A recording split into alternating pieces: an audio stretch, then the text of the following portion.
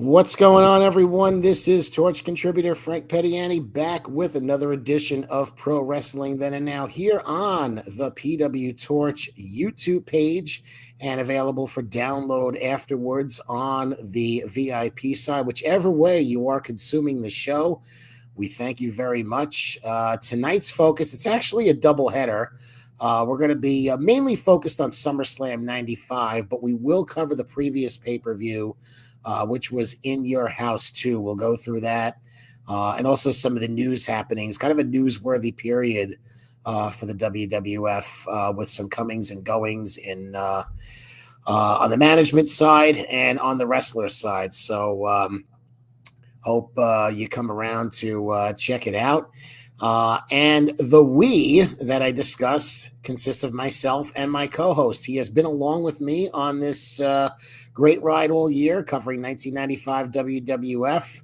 He is longtime Torch contributor Jon Mezzera. John, how are you this evening? 45 minutes away from where I am.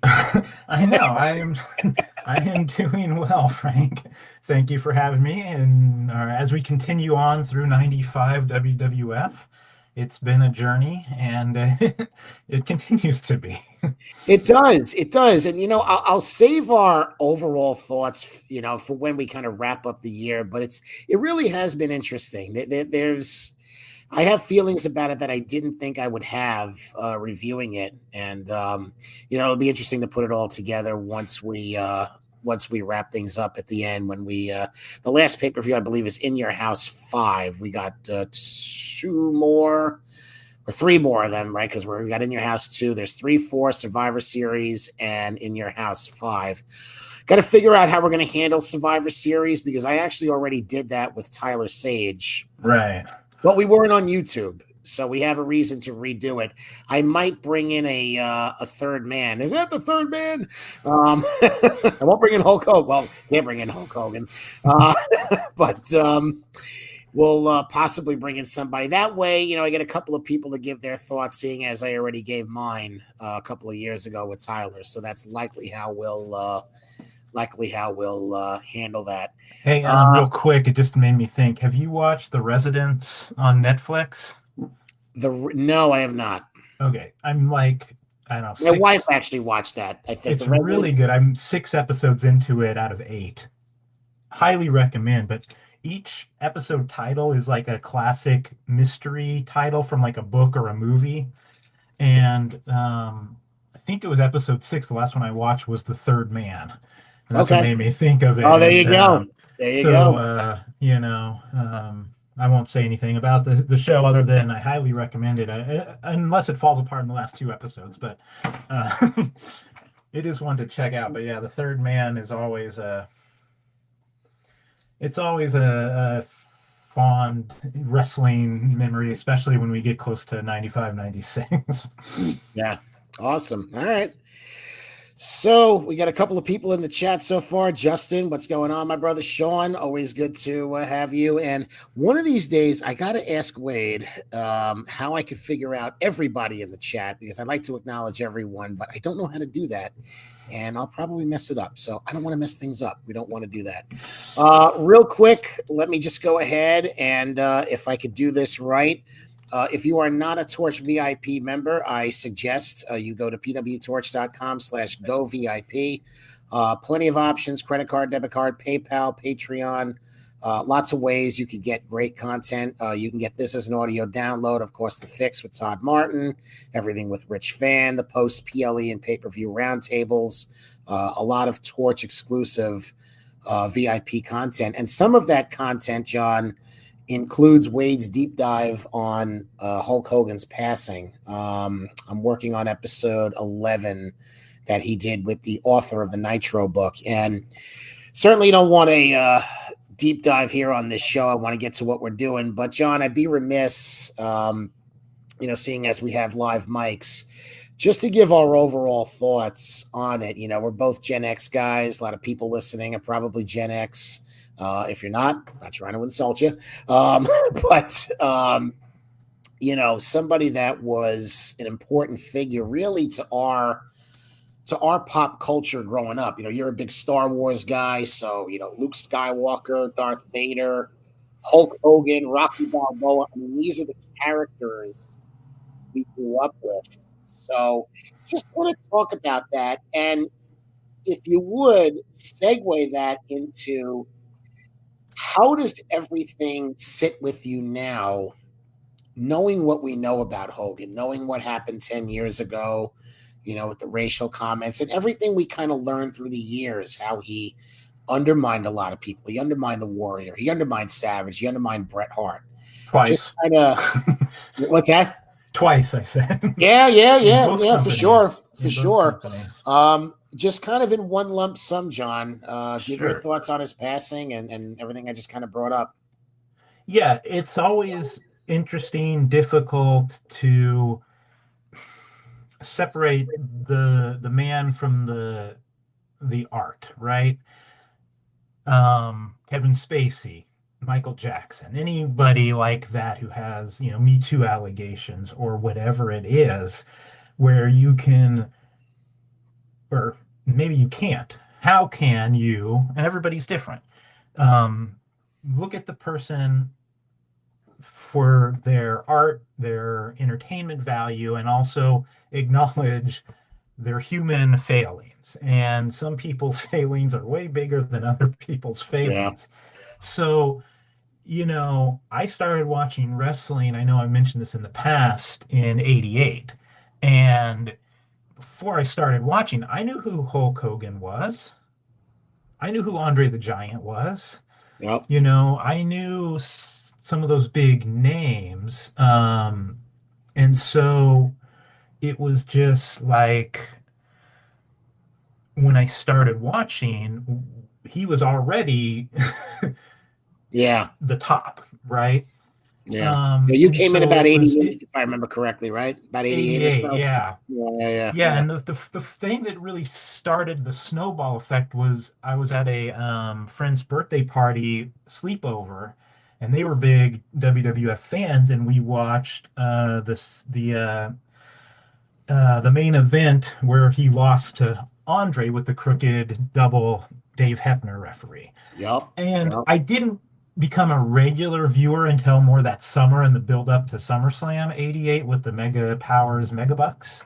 But that was kind of the start of it. So it's like it's just somebody who was always there. He was huge as I became a wrestling fan as a 8, 9, 10-year old. And then of course the rebirth with the NWO. There's no denying, and then his ultimate comeback in the WrestleMania 18 with The Rock. There's no denying how important he was to wrestling. But and not to interrupt you, John, I just want to bring up one thing before you, and I want you to keep going with your thoughts. The one person that probably brought the same generation into wrestling twice, because if you think about it, I think a lot of people got Papa Shango'd out in the early 90s. Okay. Yeah. A lot of us. And I mean, I hung with it. You hung with it. A lot of people hung with it. But a lot of people didn't, and, but then those same people all got roped back in, like I could tell you my friend Bill, who I used to watch wrestling with a lot, he pretty much stopped around 93. I mean, he'd watch from time to time with me, but when the NWO started, we started getting pay-per-views again. So yeah. Right. And I had friends in high school who had been fans like me. I never stopped, but had kind of lapsed, and then they became more WCW fans. And we get together on Tuesdays, and back then, being on the West Coast, TNT didn't have separate programming. So Nitro was on 5:00 our time. And then Raw would come on at 8 or 9, whatever, depending, it changed, but we never had to choose. So me and my friends, for the most part, we would watch both. That's interesting. And we would talk about it on Tuesday, and there was some of us who preferred WWF, some of us who preferred WCW, and I'm sure there were some. I had one friend who only watched WWF. I had one friend who only watched WCW, but I had a handful like me who would watch both. So yeah, you can't deny his importance, but again, you can celebrate the career, you can talk about his importance but you shouldn't whitewash it. You shouldn't. And I'm not Right. going to stand here and say, oh, Mark Henry's wrong for not, forgiving him. Well, no. Mark I'm Henry not has every arguing with right. Mark Henry. Right. And, he never really apologized. His basic talk to WWE locker room was be careful what you say. You never know when you're going to be getting Yeah. taped, which is, not good. So you're just kind of like, and it wasn't just, a lot of the media pointed to the one incident with the sex tape, but there was other incidents with the prison call when he was talking to his son. Yeah. And it wasn't just the use of the N word, but it was like, I don't want my daughter dating them. You Yeah. know what I mean? And it's like, well, that's bad enough without the slur. Yeah. So it's like that. You mentioned a lot of people. Bret Hart's not going to have a lot of good things to say about him. And he, busted up the union talk way back in the day. There's a Mhm. lot. And so, it's a complicated situation. It's a complicated issue. I certainly don't fault WWE for, doing a tribute to him. I don't think I needed to see it on SmackDown, on Raw, on NXT. I mean, I again, if he was a less, if this was Steve Austin, Austin probably has things too. But I mean, if Hogan was Hogan without the baggage, then I'm like, yeah, I don't. He's a big enough name. You do that celebration, Yeah. but it's like, it is what it is. So, you can again celebrate the man, or excuse me, celebrate the work he did without necessarily celebrating, the person that he was. And I don't think it's just a matter of, well, he died, so let's let it go. Well, but can we learn lessons from his life?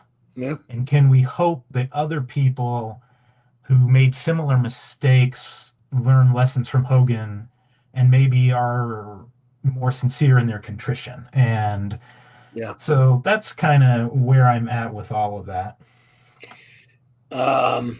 All right, I brought up the wrong one, but that's okay. Arguing with Mark Henry wouldn't be good for your health. No, Zach, I don't need a trip I to do the not Hall of disagree with Fame. you. I do not disagree with you there.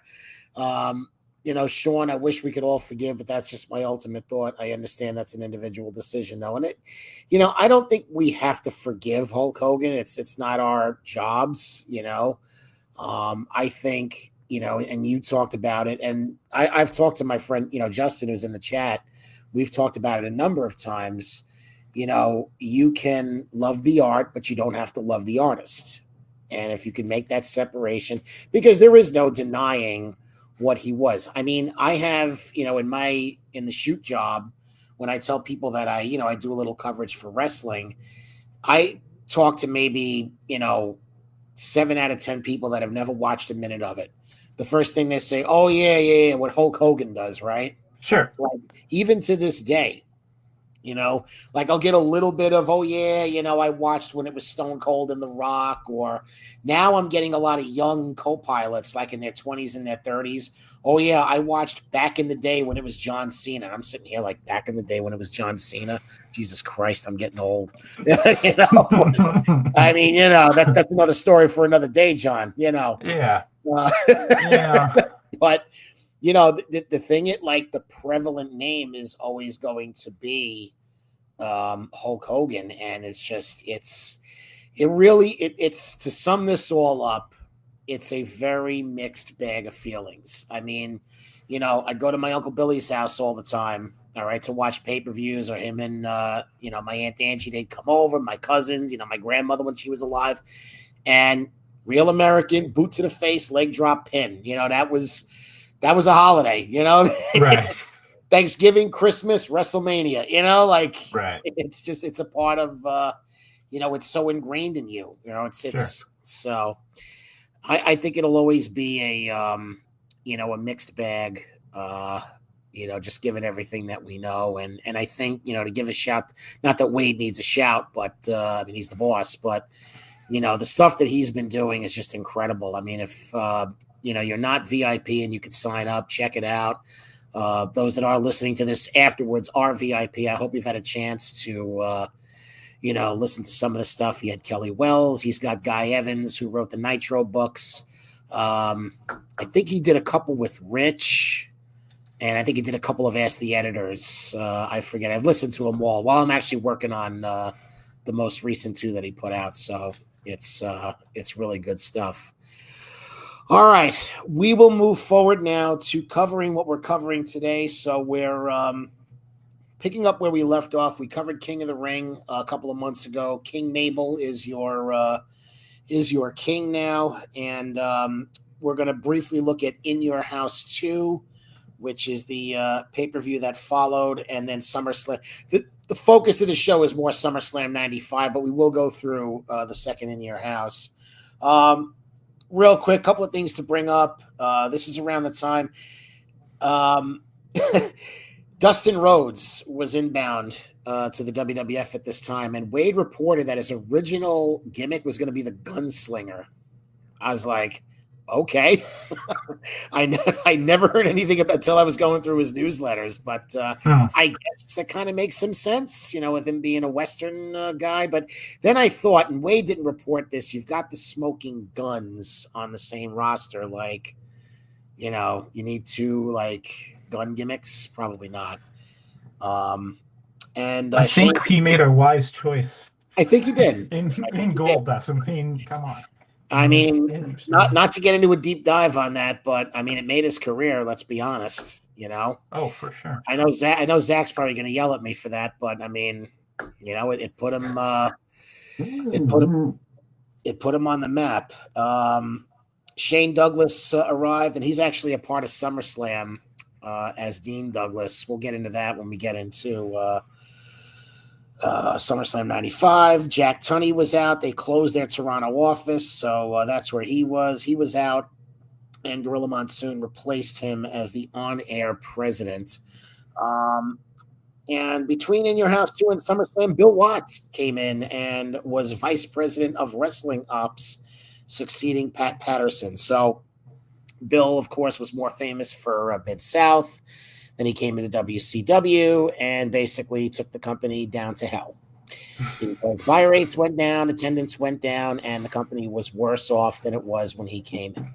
So I know you weren't following really the behind-the-scenes stuff around that time, but any sort of overall thoughts on his arrival? I mean, he is the one that ultimately comes up with the wild card idea at Survivor Series. With the heels teaming with the baby faces and whatnot.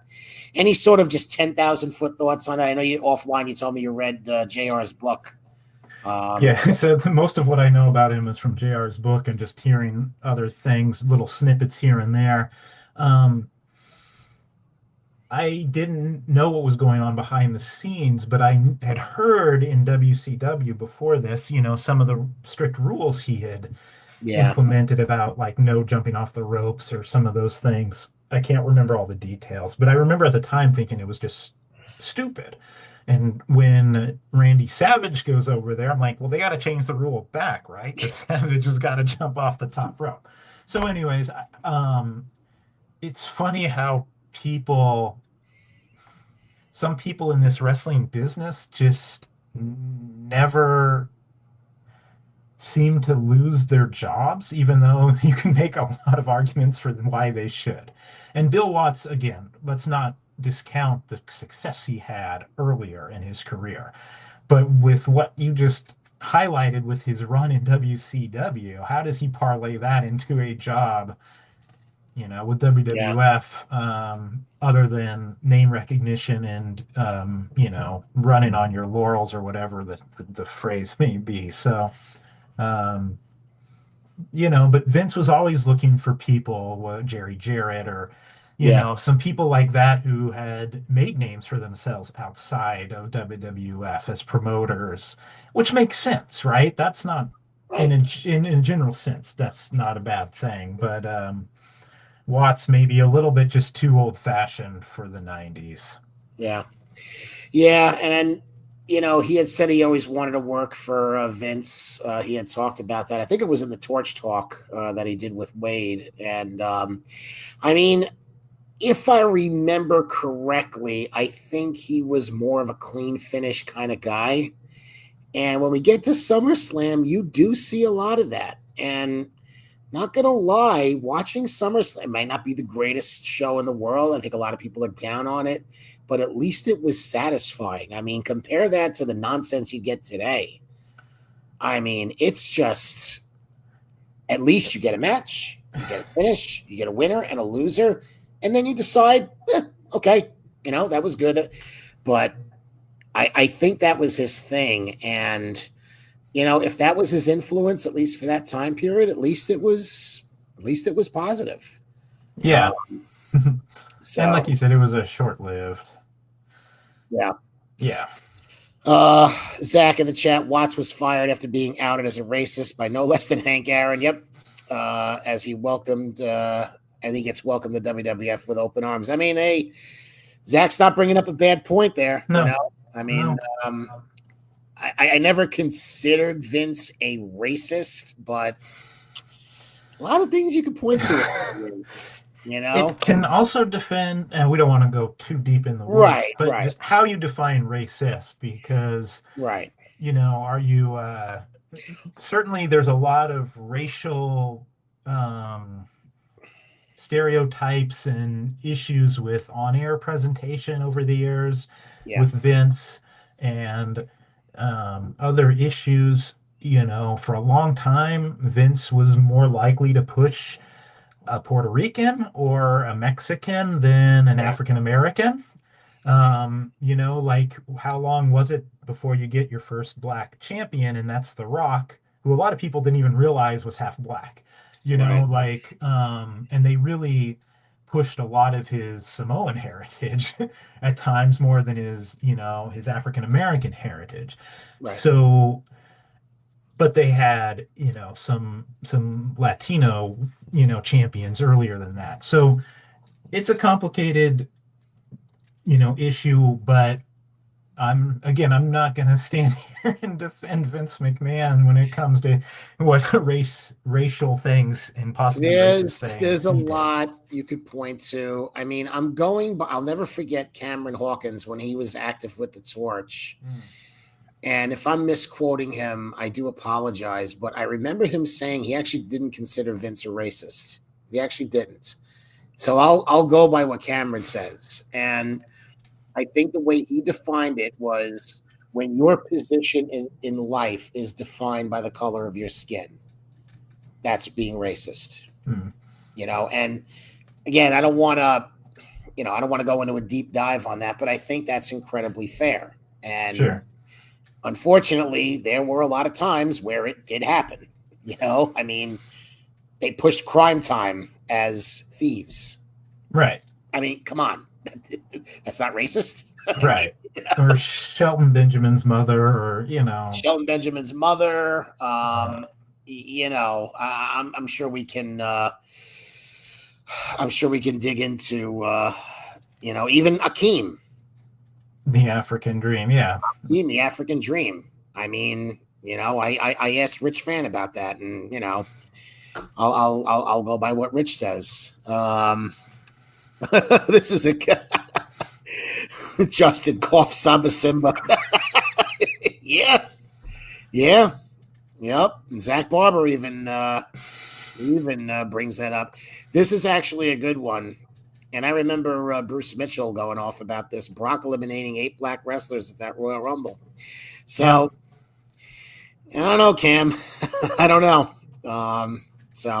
It's, it's like I said, you line it up. You can. I go. I'm like CSI. I'm like what was the character's name? William Peterson, Gil Grissom. I follow the evidence. Okay. Well, and there can always be like plausible deniability about any individual one, but then you're like, well, what about the next one? The next one and the next one. So it is what it is. I guess you can celebrate progress and that there were 8 wrestlers to be eliminated, and some years there might not have been any. I Might mean, not have been right. it's Right. just it's just And Kofi's been champion since. Bobby Lashley's been champion, but then again, who ended their reigns? Brock Lesnar. and yeah, and Actually, Brock again, ended Big E's reign. I'm sorry. Brock ended Big E. I think was it the Miz? Did the Miz end Big E's when I cash in? No. The Miz pinned Drew McIntyre. Okay. That was his second cash in? Too. That was Yeah, cash in his too. second Cash cash. in 1, he beat Randy Orton. Yeah. No, they inserted Brock at New Year's Day pay-per-view, and Brock won the title. Then Heyman turned on him, and then I think he lost it to Lashley. But then Lashley was in Elimination Chamber, and Brock got it back. So Brock ended Kofi's reign, he ended Big E's reign, and he ended Bobby Lashley's reign. So, hey. Yeah, he ended the Rock's Intercontinental title reign too, didn't he? At some or no, or world title reign. World title reign. His world title reign, right? Who's that? Didn't Brock beat Rock for his first world title? But hey, but Austin beat Rock. It's like that's the thing. No, I know. Again, you could also point to Roman Reigns and say, here's a man of color who gets this 3-year, whatever, 4-year long reign. And I know that ended with Triple H running things, but it began with Vince. Right. And as I said, whether it was Pedro Morales back in the day or, but yeah, it's just, again, there's stereotypes. Is that racist? Well, if it happens once or twice, but it gets to a point where you're just like, oh my God, not again. This is Sean, of course, Torch columnist Sean Raddick, and the whole gimmick itself, though, was this is talking about New Day, right? Because Zach and Justin and everyone and Sean, they're talking about New Day's gimmick. The whole gimmick itself was based on black church stereotypes originally, and then had other elements as well as like the pancake stuff. I mean, right. I remember Bruce Mitchell talking about that. Sure. So, listen, we can, we could go into a whole thing, but. Yeah, that's the now part. We got to get back to let's get to what we wanted to talk about. All right, so we're gonna run through In Your House 2 here. We're not gonna go deep in each match. This move happened. This move happened. This move happened. We're just gonna hit the highlights of everything because we got 2 shows to cover. So let's get to it here. This is the pay-per-view that followed King of the Ring. In Your House to the Lumberjacks, July 23rd, 1995. Yes, Zach, we have to talk about Mabel, all right? I love you, brother. Zach's my dude. This is at the Nashville Municipal Auditorium in Nashville, Tennessee. The building is still around and is home to the Musicians Hall of Fame. A lot of minor league teams, professional teams have called it home. There was a league it was the Lingerie Football League at one point. I forget what it's called now. I looked it up. The Nashville Knights. Summer Rae was actually in that league under her name, Danielle Monet. Well, there you go. I can't tell you how I knew that, she was in the Lingerie Football League before she arrived in WWE, but that's another story for another day. Yeah. So, anyway. Your announcers for the show are Vince McMahon and Jerry the King Lawler. That's not too gross. And Doc Hendricks, after doing commentary for the last couple of pay-per-views, is doing interviews. Your dark matches on the show. Chris Candido, otherwise known as Skip, with Sonny, defeating Aldo Montoya, the Portuguese man of war, Mr. Just Incredible.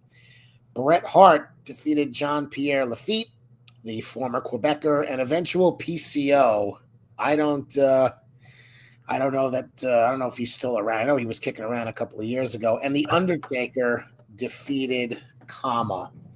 All right, come on, Zach. The Giants are so bad. Frank's watching. Now, Zach, this is going back to like 2009, 2010. So the Giants were in the middle of a couple of Super Bowls. Okay. Just to answer, no, Sean, I'm in California near San Francisco. I'm gonna get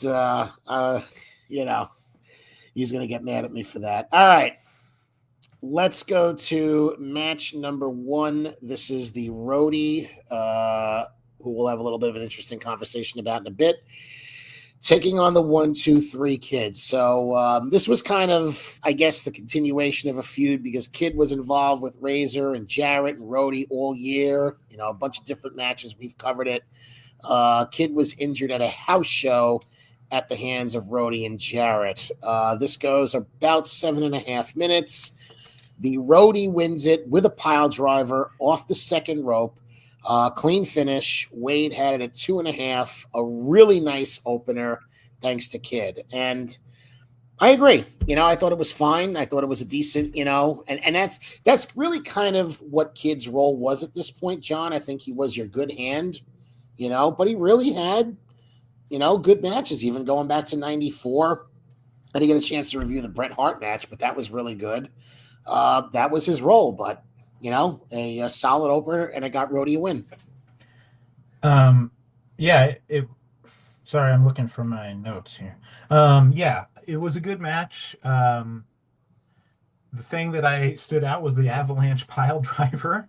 Yeah, which just, it kind of blew me away because I'm so used to WWE now with the pile drivers being outlawed and being a storyline that they've told earlier this year with Kevin Owens. And and then I'm also desensitized it because of the AEW. I honestly thought he was going to kick out because I'm seeing well, if this were Kenny Omega or Will Ospreay, they're going to take a pile driver like that off the middle rope and they're going to jump right up and 10 seconds later be doing their own finishing move. So not to throw them under the bus a little, but that's the style. It's not something I appreciate. So when he got pinned after a big move like that, clean by a heel, yeah, I really appreciated the ending of that match. Although again, probably more dangerous in hindsight than it should have been for a off-brand, the very definition off-brand pay-per-view opening match. But yeah, it was a good opener. And the beginning, we're now in the beginning of the monthly pay-per-view cycle. This is the beginning of what we're seeing today. So, right. And not that you weren't seeing these matches, on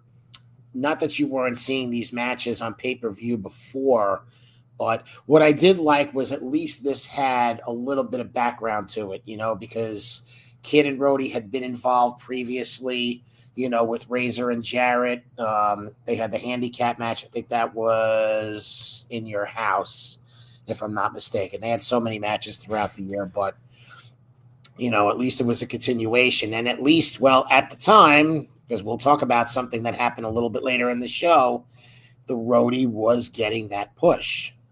Well, and this was all about, so much of this show was about Nashville and the country music theme. So it made perfect sense to give Roadie the win in this case. Yeah, absolutely. And we'll bring that up again when we bring up Jarrett's match. Tony Storm used an avalanche pile driver at All In, and Mercedes didn't kick out. Zach, that show had so many kickouts, 6.5 hours. You want me to remember that? I love you, man, but and not for nothing, like I ordered that show and we ended up like cleaning the house that day. So I had it on in the background. So I was back and forth. And I'm sitting there, I'm like 6, 7 o'clock. I'm like, but this is still going on. What do we, so, but I believe you, Zach. I believe you that she kicked out. John Cena kicked out of a pile driver at SummerSlam. I'm assuming that's this past one. That's another. Yeah, Cody hit him with one. Okay. And they talked about how he could do it because there were no rules. That's true. Yeah. That's right, Zach. You were there.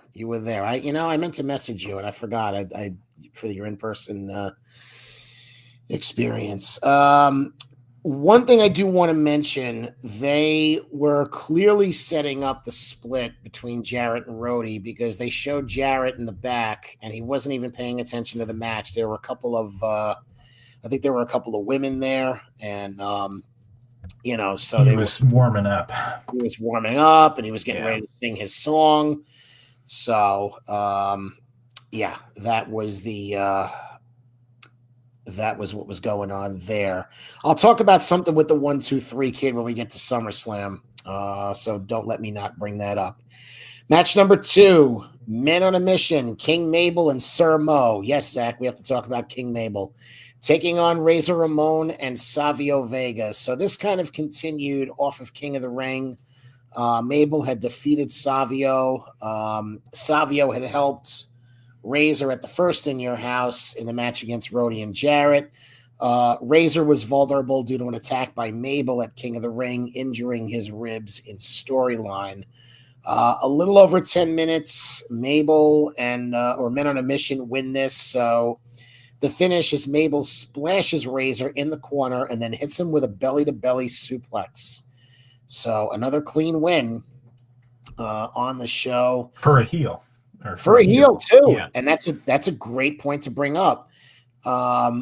Wade has it as a 2. Not bad. Everyone worked hard. And I got to tell you, I don't disagree with that. I mean, listen, I don't want to laud Men on a Mission matches, okay, because I know I'll get criticized for that, okay? And I'm certainly not putting them up there with the Bulldogs or the Hart Foundation or anything like that or the Rock and Roll Express, but I thought for their limitations, I thought they worked fine in this match. And again, you got a finish. Yeah, and maybe we're being too easy on them because of our current state of WWE's finishes. Yeah. But yeah, it did stand out. And I literally wrote 2 in a row in my notes. So yeah, I think it was fine. And you're pushing Mabel. He gets the king. I don't want to, re-litigate what we talked about last time with the King of the Ring coverage. Right. Once you give him that thing, you give him a win here because he's going to be facing Diesel at SummerSlam. Again, not the match we would have booked, but that's the match they were going to book. And once that happens, you give him the strong win here over, a big star, in Razor Ramon. And the other thing, too, and Wade was kind of speculating on this across his coverage, you could have been planting the seeds for a Razor heel turn. And I know we talked about that, and we have the benefit of hindsight knowing that it didn't happen, but, that would be the way, he's, the babyface starts losing matches, starts getting frustrated, and it was set up. We'll get to it at the next one, but I mean, It was set up, and they could have easily gone that way at SummerSlam. So, yep. But I agree with you. The win, seeing as he's going to challenge Nash at SummerSlam, that's the way to go. Just I'll mention a couple of notes. The crowd was hot for this. At one point, I saw a moonsault attempt by Mo. I said, "My God!" Yeah. And then they hot tag Razor, and he slams Mabel off the top rope. I was like, "What are we doing here?" That's not something I expected from Razor. Yeah. And then there was another spot in the match. I thought it was a decent heat segment, and then Mo had a step over toe hold, and then Mabel hits Savio with a splash. So I thought there was good, coordination with that. Again, I don't want to laud Men on a Mission, but I thought they were decent, at least in this match. And Savio clearly, another note I had, Savio is basically moving into the Tito Santana role at this point, Solid worker, he'll win a couple, but he'll lose two. Yeah. He was probably where he should be. Exactly. Yeah. Somebody's got to assume that role. Nothing wrong with that.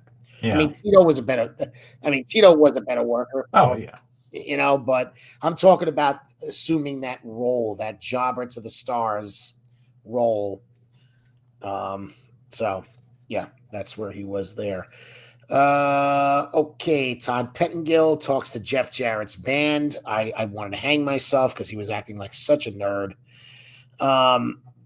Then we go to the back. Todd Hendricks, listen to me. Doc Hendricks is talking to the baby faces. You got Bam Bam Bigelow. You got Smoking Guns. Man Mountain Rock. I didn't realize he was a baby face, but I might have been confusing him with Rad Radford.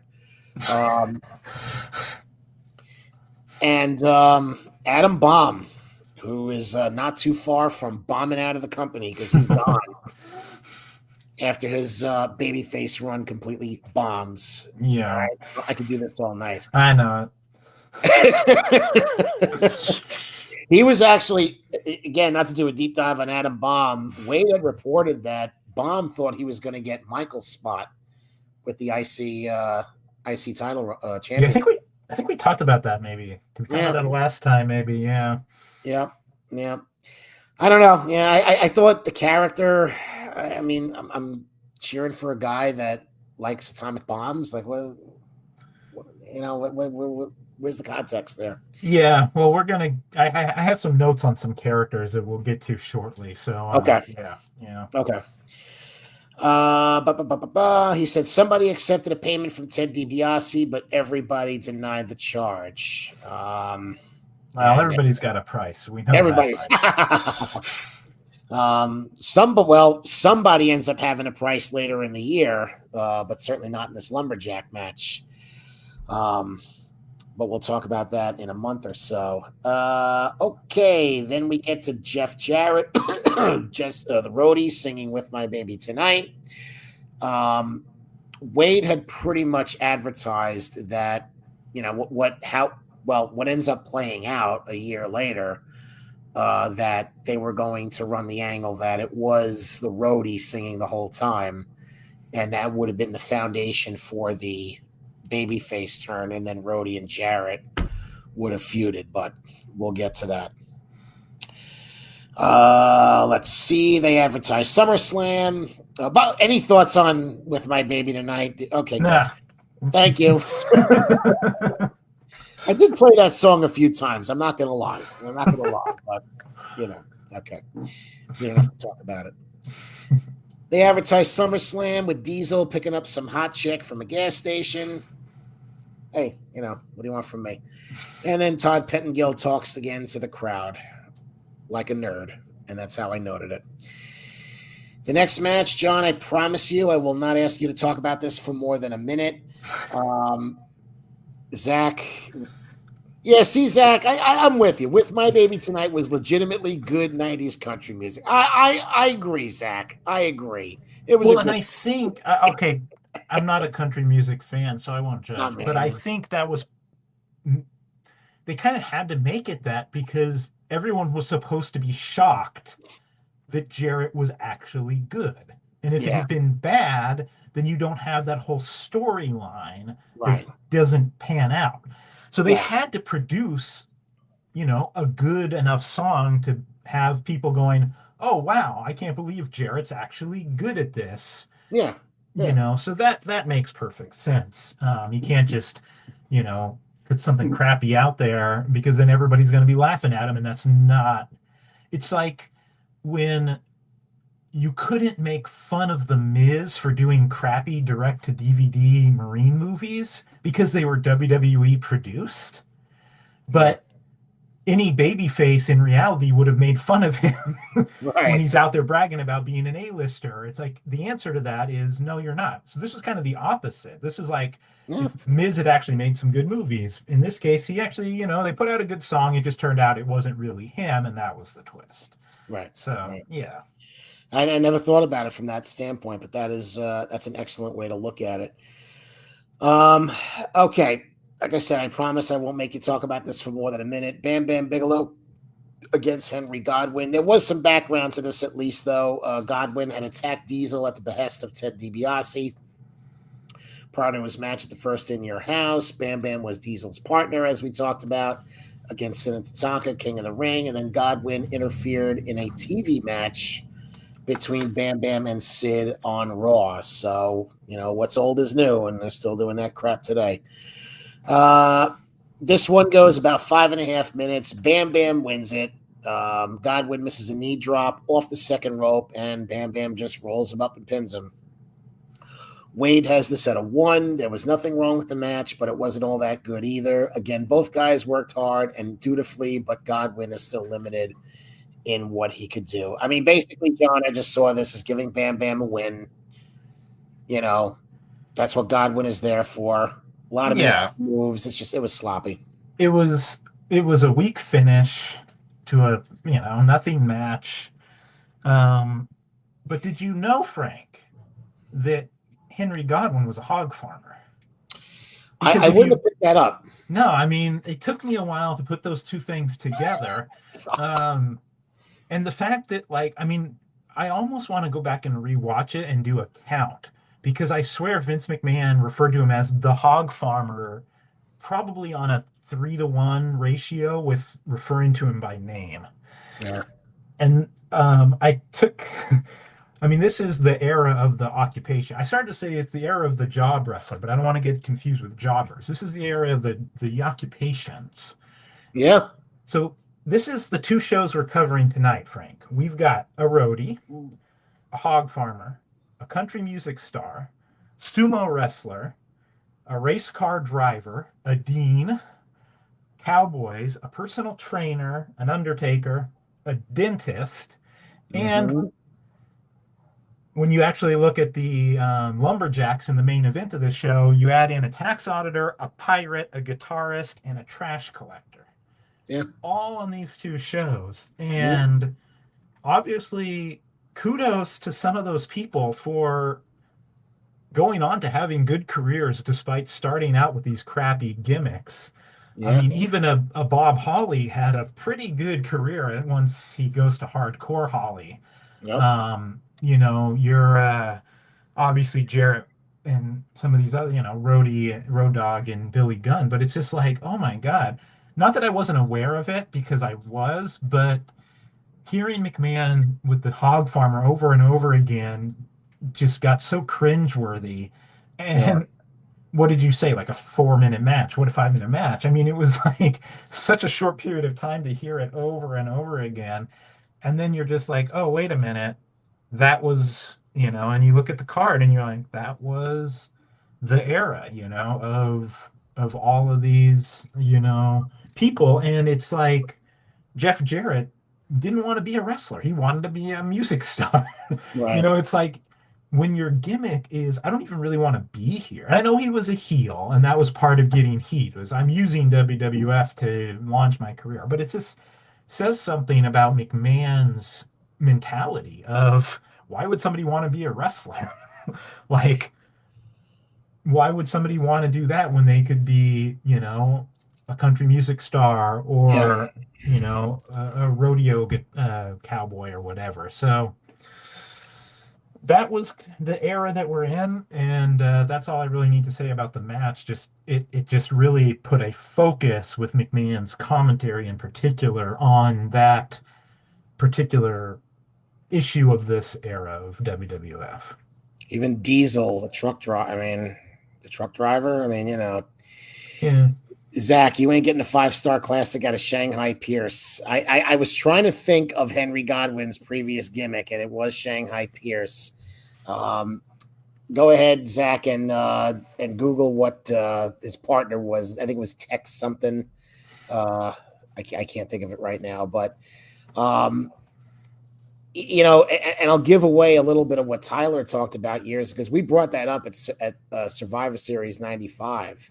Mm-hmm. Everybody had this was a time, I mean, even going back a few years before, everybody had to have a gimmick. There had to be some kind of gimmick. I mean, Saba Simba we brought up earlier. I mean, that was Tony Atlas, for crying out loud. Like, was it Vince just not thinking that Tex Slazenger, that's it. Wrestling just wasn't good enough. Like, these people were just not. I can't push Chris Candido. I can't push Shane Douglas. I can't push Jeff Jarrett as Jeff Jarrett. I can't, I can't just put these guys. No, they have to have a gimmick. Right. It's like, I think And as much as I like this time period better than a lot of people, that's one of the things I can't stand about it, because it's like, is it Vince running away from what wrestling is? Is that it? Or that he just thinks that people are not going to get pulled in by wrestlers unless they have some kind of gimmick attached? You know, like I'll bring this up when we get to Isaac Yankem, but you know what I mean? Like just in the general sense. Yeah, but he, again, I mean, it can be also how you define gimmick, because you have to have some kind of character. There's a story. There has to be something there. So where does it cease being a character and start being a gimmick? Because you could say Razor Ramon was a gimmick, the bad guy, the gold chains, and all of that. But at the same time, that's so much more a character than, hey, I'm a plumber. Right, but you can buy into Razor Ramon. Scott Hall became Razor Ramon. Sure. But I think Shawn Michaels became the Heartbreak Kid. You bought into it. Right. But is it also, maybe to Vince's credit, was Bob Holly ever going to be more than he was?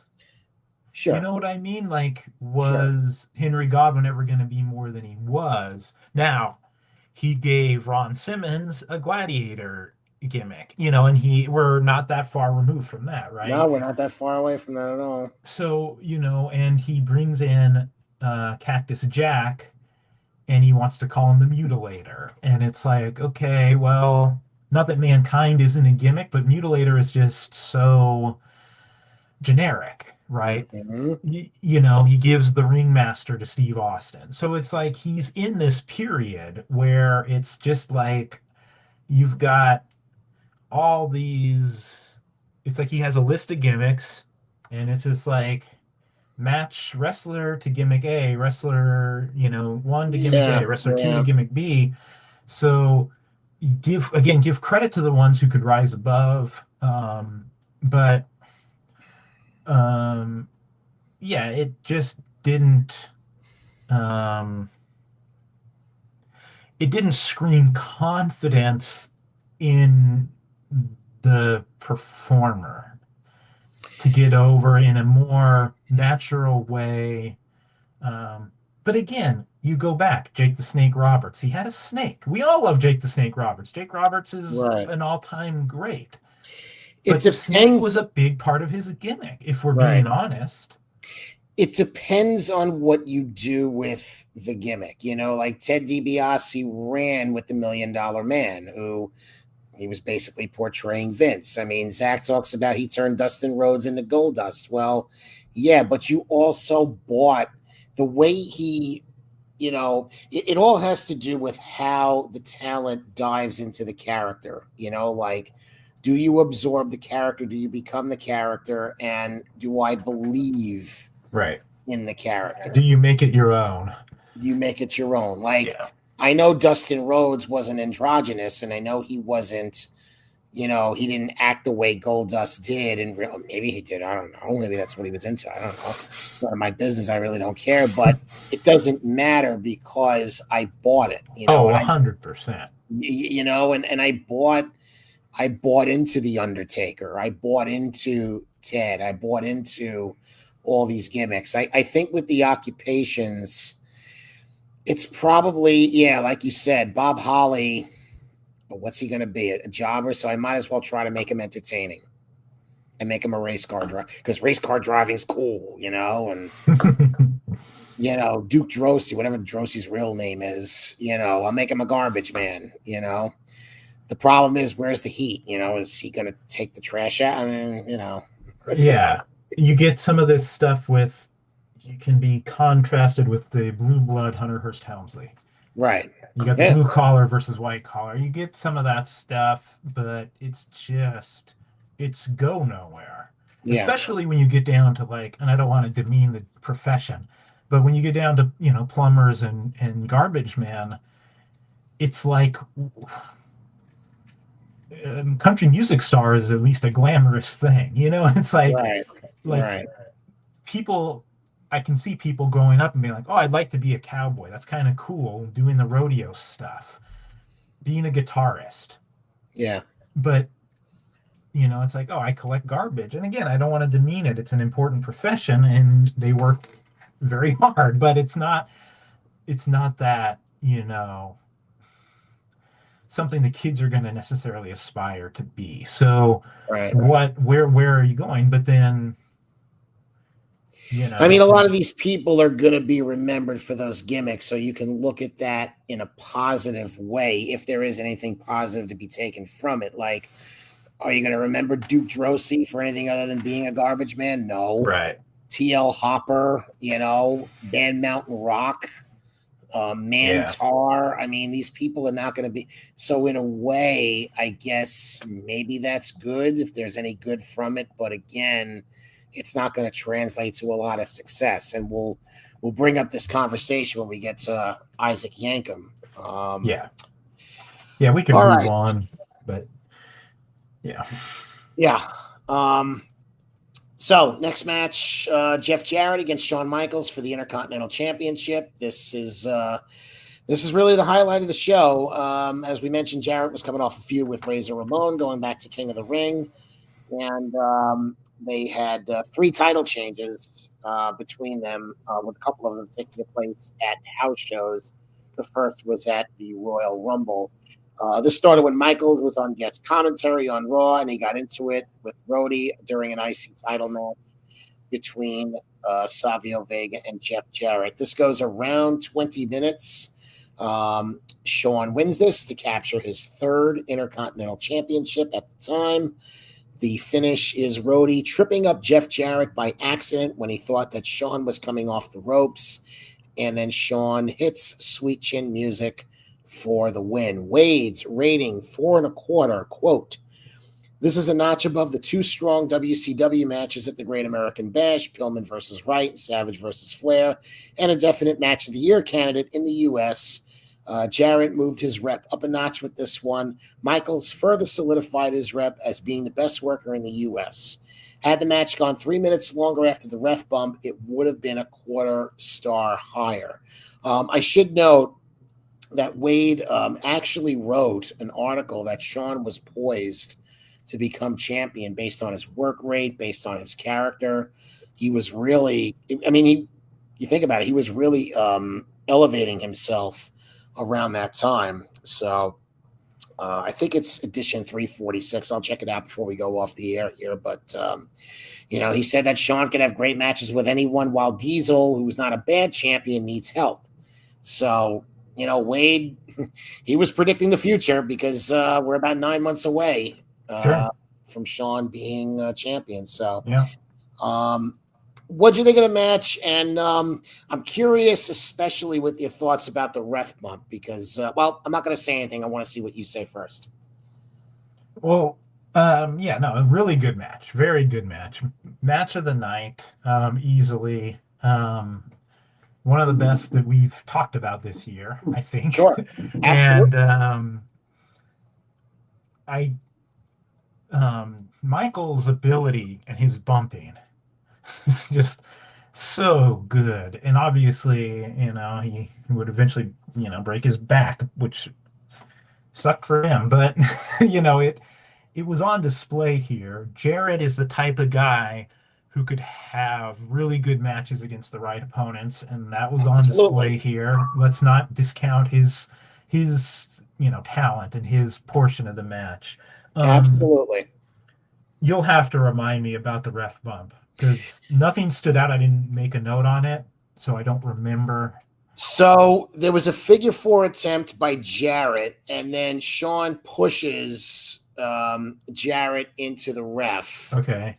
And then Shawn's going to super kick Jarrett, and then Rhodey takes out his knee the way he did to. Oh, yeah. So that was, and then Rhodey revives the ref, and I think there was a pin attempt. I can't remember. I didn't document that. But the point is, the ref bump really didn't play into the match.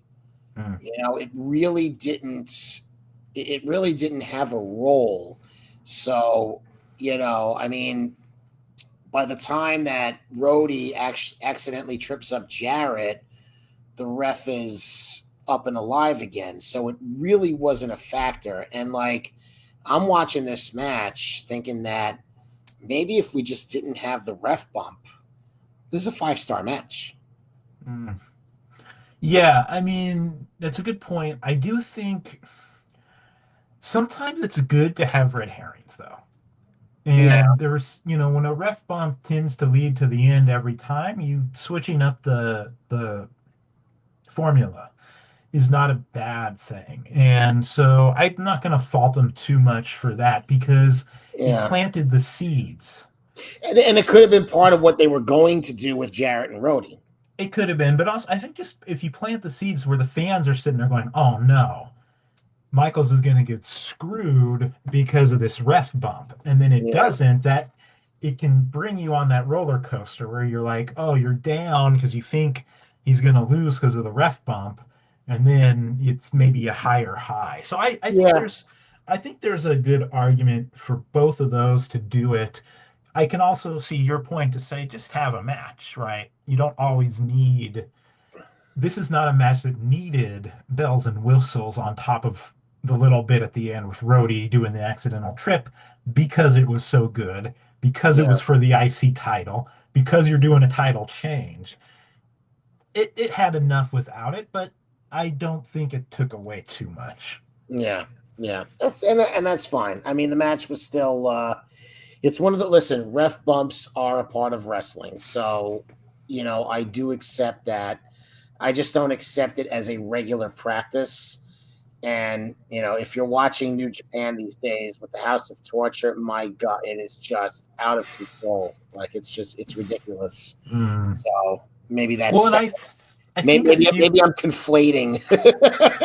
Well, like I said, it's kind of it's the opposite of what I mentioned earlier with the giving them too much credit for clean finishes because of today. Maybe we've just seen too many ref bumps, where you just kind of get desensitized to it, and you're just like, or not desensitized to it, but you're just like, oh my God, I can't believe they did that. And then you're like, well, how often were they doing it back then? And maybe they were doing it plenty often, but like you said, it's a staple. It's a staple. Yeah. It's a convention. You're gonna give them. I would much rather have it like this, where it doesn't lead. And I started to say this a minute ago. I haven't been watching New Japan for a few years, but when I was watching it last, I mean, heavily was really kind of pre-AEW, and they were really at a peak, I think, with Kenny Omega and Okada and Tanahashi and etc. But it always seemed like back then, anything fishy that happened in a match with a ref bump or interference tended to be earlier in the match, and then you would get a finish. So there would be shenanigans, but then it wouldn't lead directly to the ending, and you would be able to have that more clean finish, even if there had been some kind of cheating or interference earlier in the match. Yeah. Whereas WWE was always, bam, interference, finish, interference, finish. Interference, finish, interference, distraction, finish. Right. So I would much now, again, to your point about what they've been doing, maybe New Japan more recently when I haven't been watching, maybe I'm fine with that. But you stay away. You're not missing much. There's ups and downs with all these companies. So it just so yeah, I was okay with it. I think your point really resonates in that, by doing the ref bump, you're assuming that Michaels is going to lose, but when it actually doesn't cost him the match, it educates you that, okay, the babyface isn't always going to get screwed by the ref bump. Right. So at least, it does that. And again, I think it was part of what they were planning with Jarrett and Rhodey. So here's the time to talk about it. So let's see. It's actually, there was a point in the show. Oh, here it is.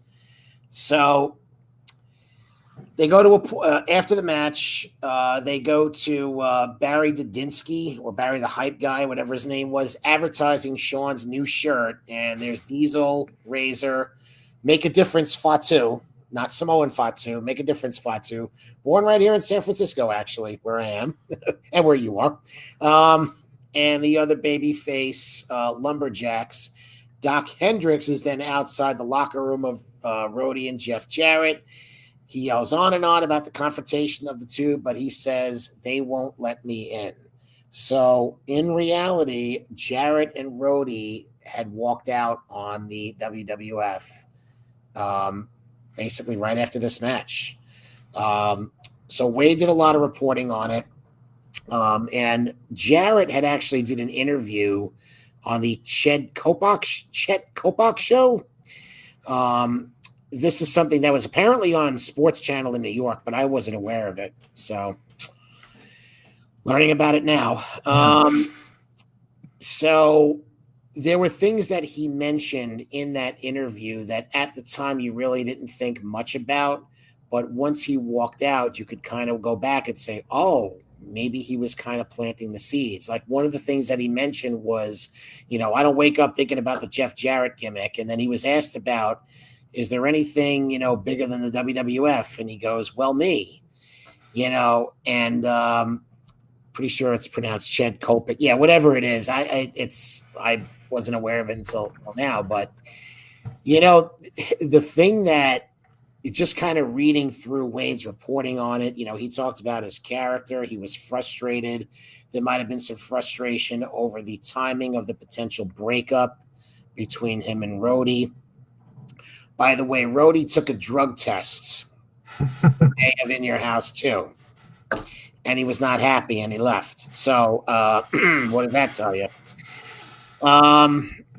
Just saying. Yeah.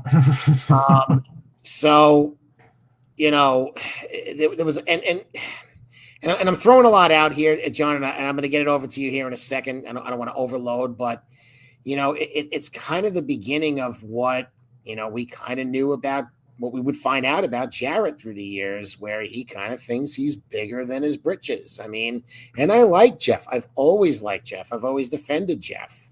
Okay. But there are times he thought he was a bigger star than what he was.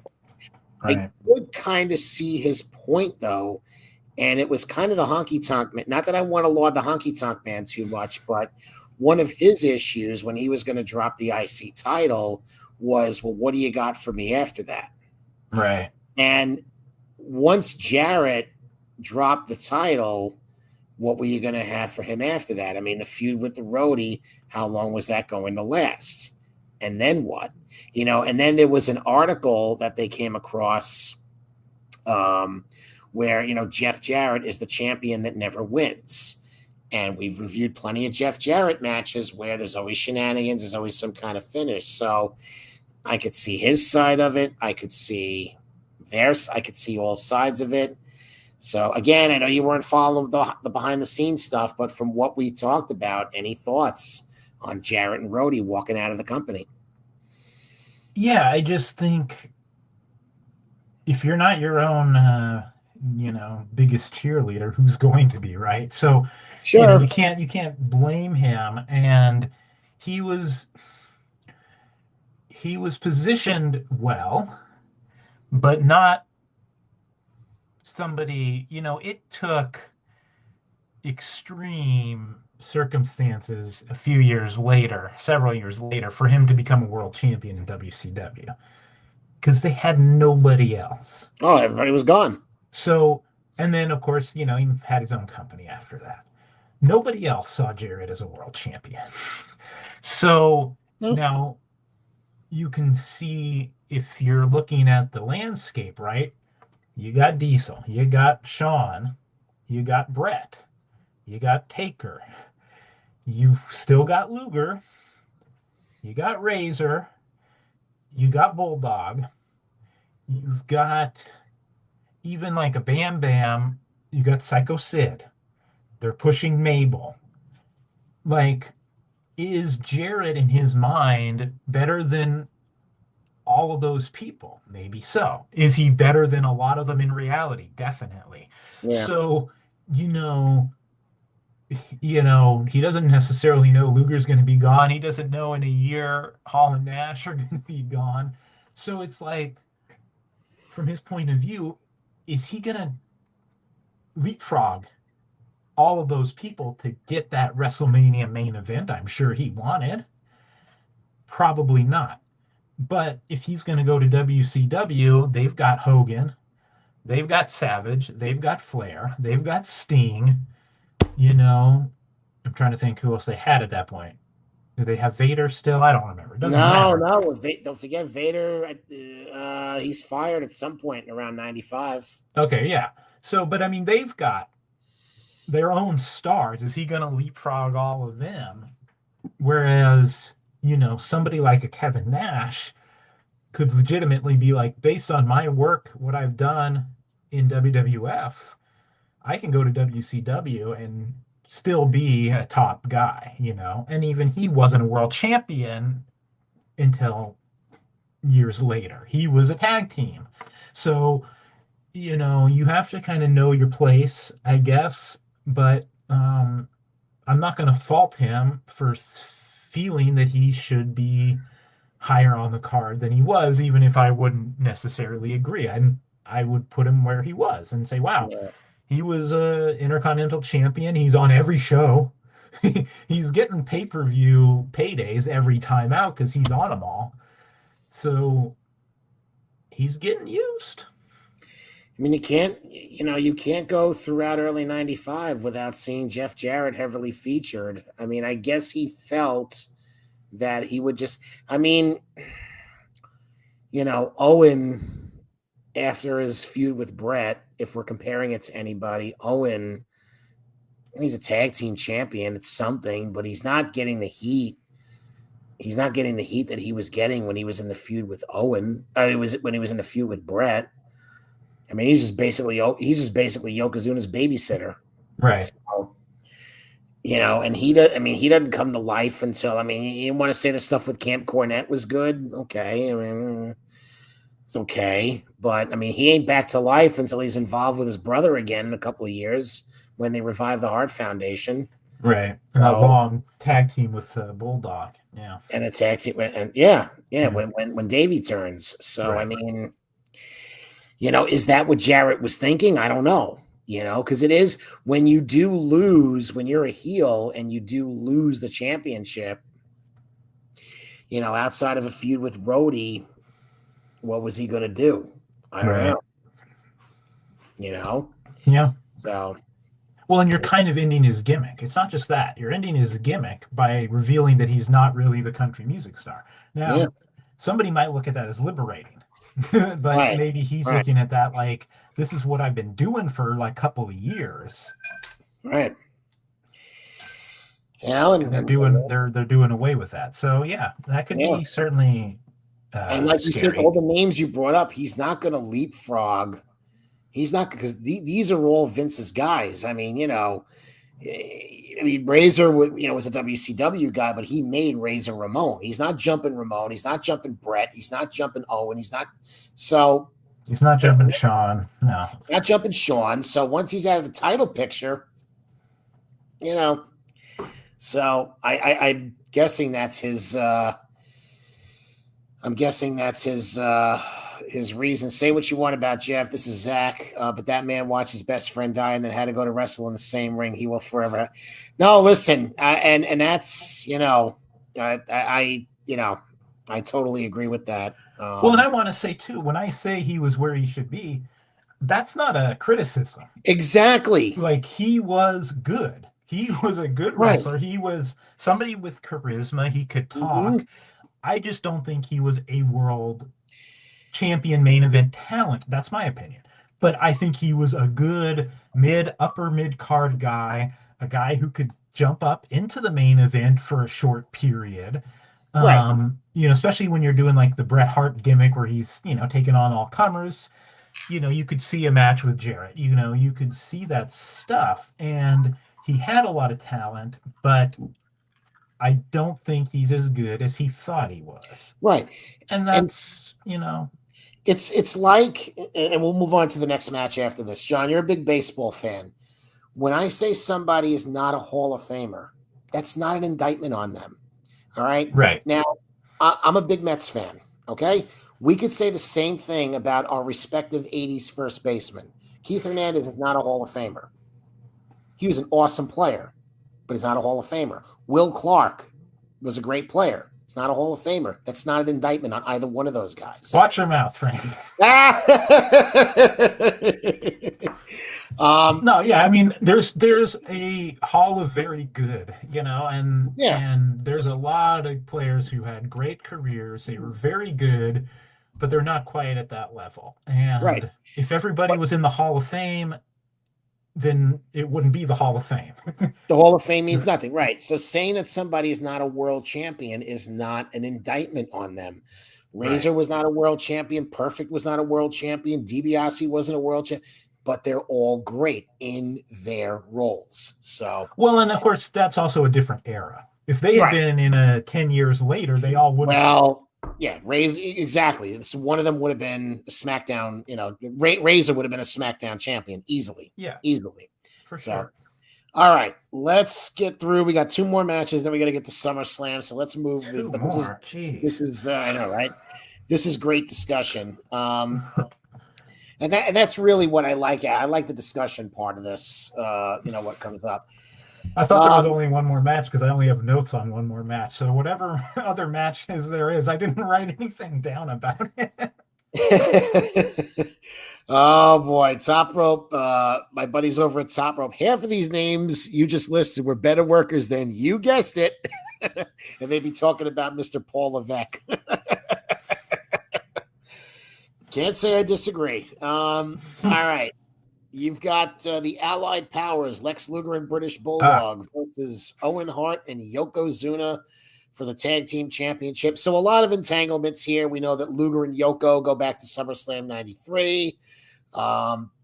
We know that, Yoko won, beat him by a count out, DQ at WrestleMania, and then a King of the Ring qualifier by a count out. Bulldog and Owen eliminated themselves from the King of the Ring tournament. And, of course, Survivor Series, Dog was in Brett's corner, and Owen was in Backlund's corner for the Brett Backlund title match. This goes about 11 minutes. Owen and Yokozuna win the match. So Luger and Bulldog double back suplex Yokozuna. The referee is tied up for some reason to try to get the British Bulldog out of the ring. While Luger is attempting to pin Yoko, Owen double axe handles him. Yoko gets up and drops the leg on Luger for the pin. Wade rates it at a 2. Again, nothing all that special, but it told a story. Owen and Bulldog were good. Yokozuna was solid, and Luger showed some fire. For what it was, for what you were going to get out of these guys, I thought it was fine. Nothing special.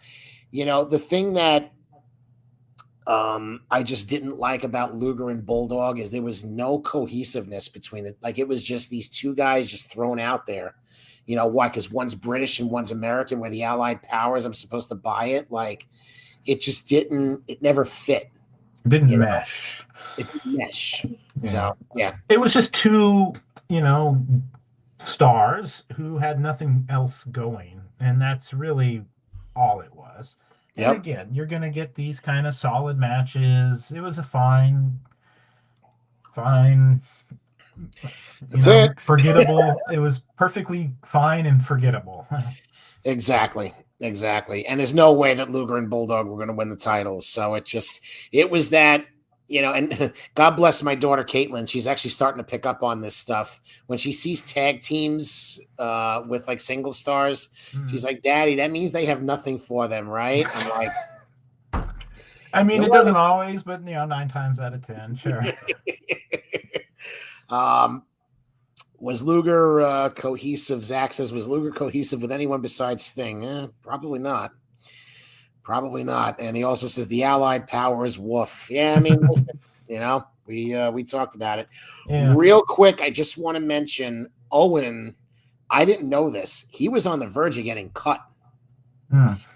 He threw a temper tantrum to J.J. Dillon and put his fist through a glass window because he was fined for being late. So basically, Diesel was late, but they waived it.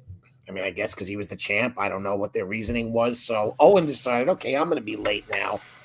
And he got fined for it. So he got pissed, and they were going to fire him. They were actually going to fire him, which makes me wonder if that's why they turned Bulldog, because they're like, if we got to let this guy go, we need somebody of similar ilk. You know what I mean? Yeah, so, that would make sense. Might as well keep it in the family, right? I mean, you know. Right. So that's what makes me wonder. But and Brett had to smooth it over. Brett had to step in. Yeah. And the original plan, I didn't know this either. I was blown away when I read this. Owen Hart and Yokozuna, you know who their opponents were going to be at SummerSlam? I'll let you take a guess, and then I'll tell you. Oh, geez. Yeah, you're going to, when you hear this, you're going to be like, oh, geez. Yeah, no, I'll give you one hint. Okay. It would have made sense at the 94 SummerSlam because they were in Chicago. Legion of Doom? They were going to do William Perry against and Mongo McMichael. Oh. I read this and I'm like, you were in Chicago the year before.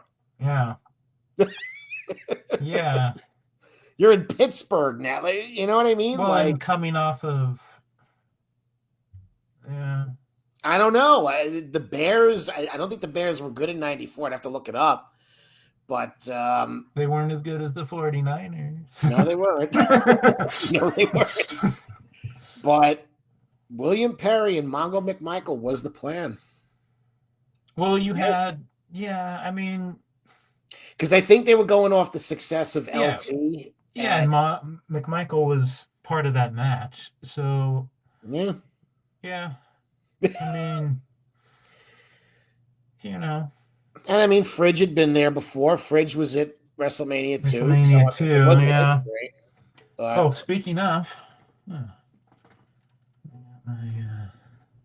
I got my Fridge. This is a Fridge G.I. Joe.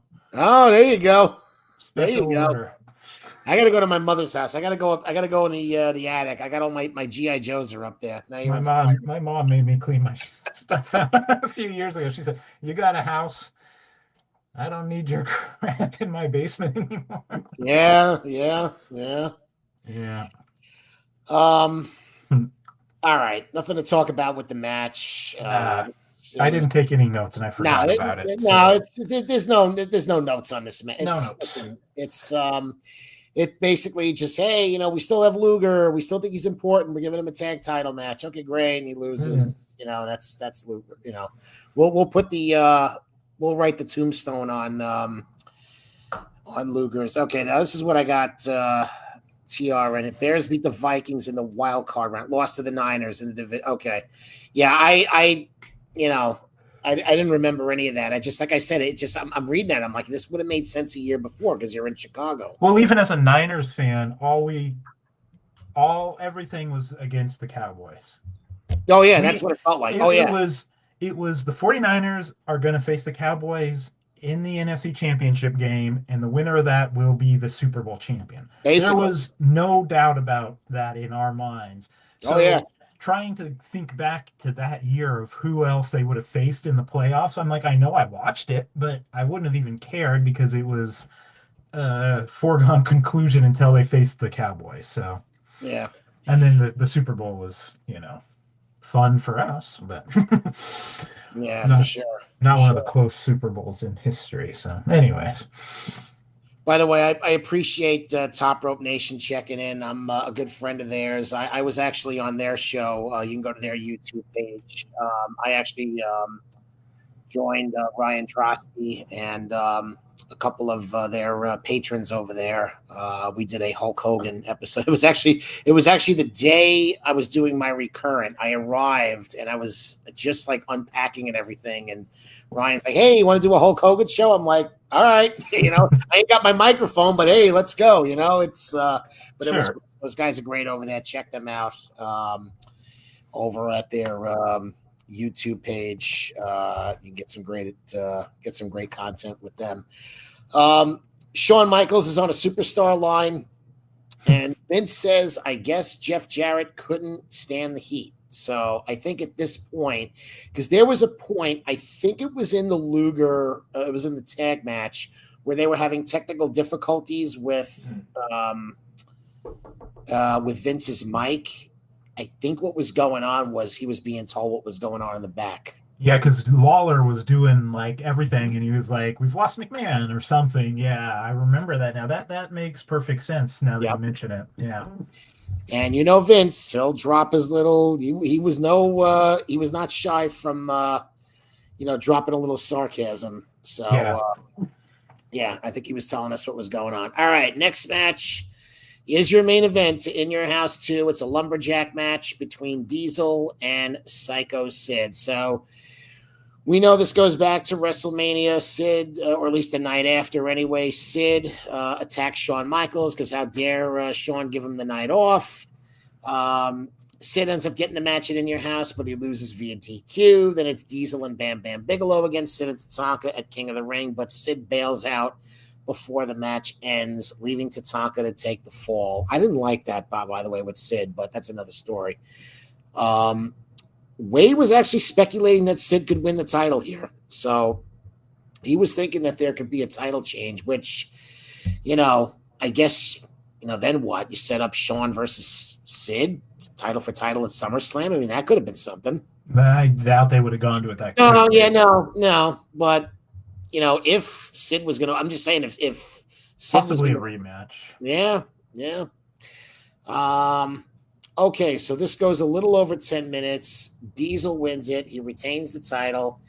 I actually kind of hated this. So Sid, he hits the power bomb. He starts high-fiving the heels, and then he goes back in. And the Diesel kicks out. And then instead of trying to win the match, he goes after the baby faces.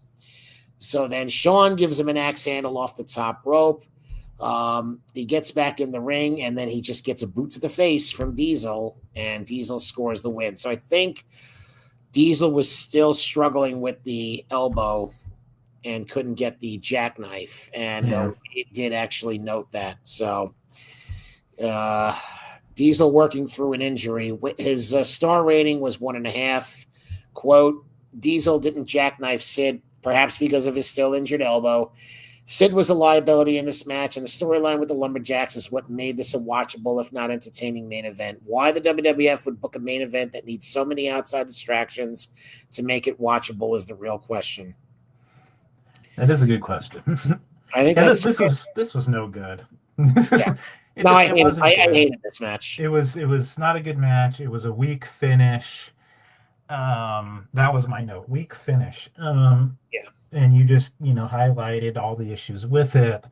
So, yeah, and I guess maybe you're working around an elbow injury so you can forgive some of that, but that doesn't forgive all the booking. And again, I guess it's better than if the babyface had hit the finishing move and started high-fiving everybody. The fact that it was the heel who did it makes it a little better, but it was just kind of ridiculous, and it's not going to get good heat on Sid.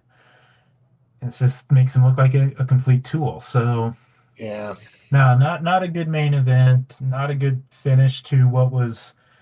I mean, we do the thumbs up, thumbs down, right? I mean, the main event could have turned the show into a thumbs up, but I think the main event turns it into a thumbs down for me. Just, yeah, there was a really good IC title match. There was a pretty good opening match, but there was a lot of just ho-hum, decent, forgettable stuff with a bad main event.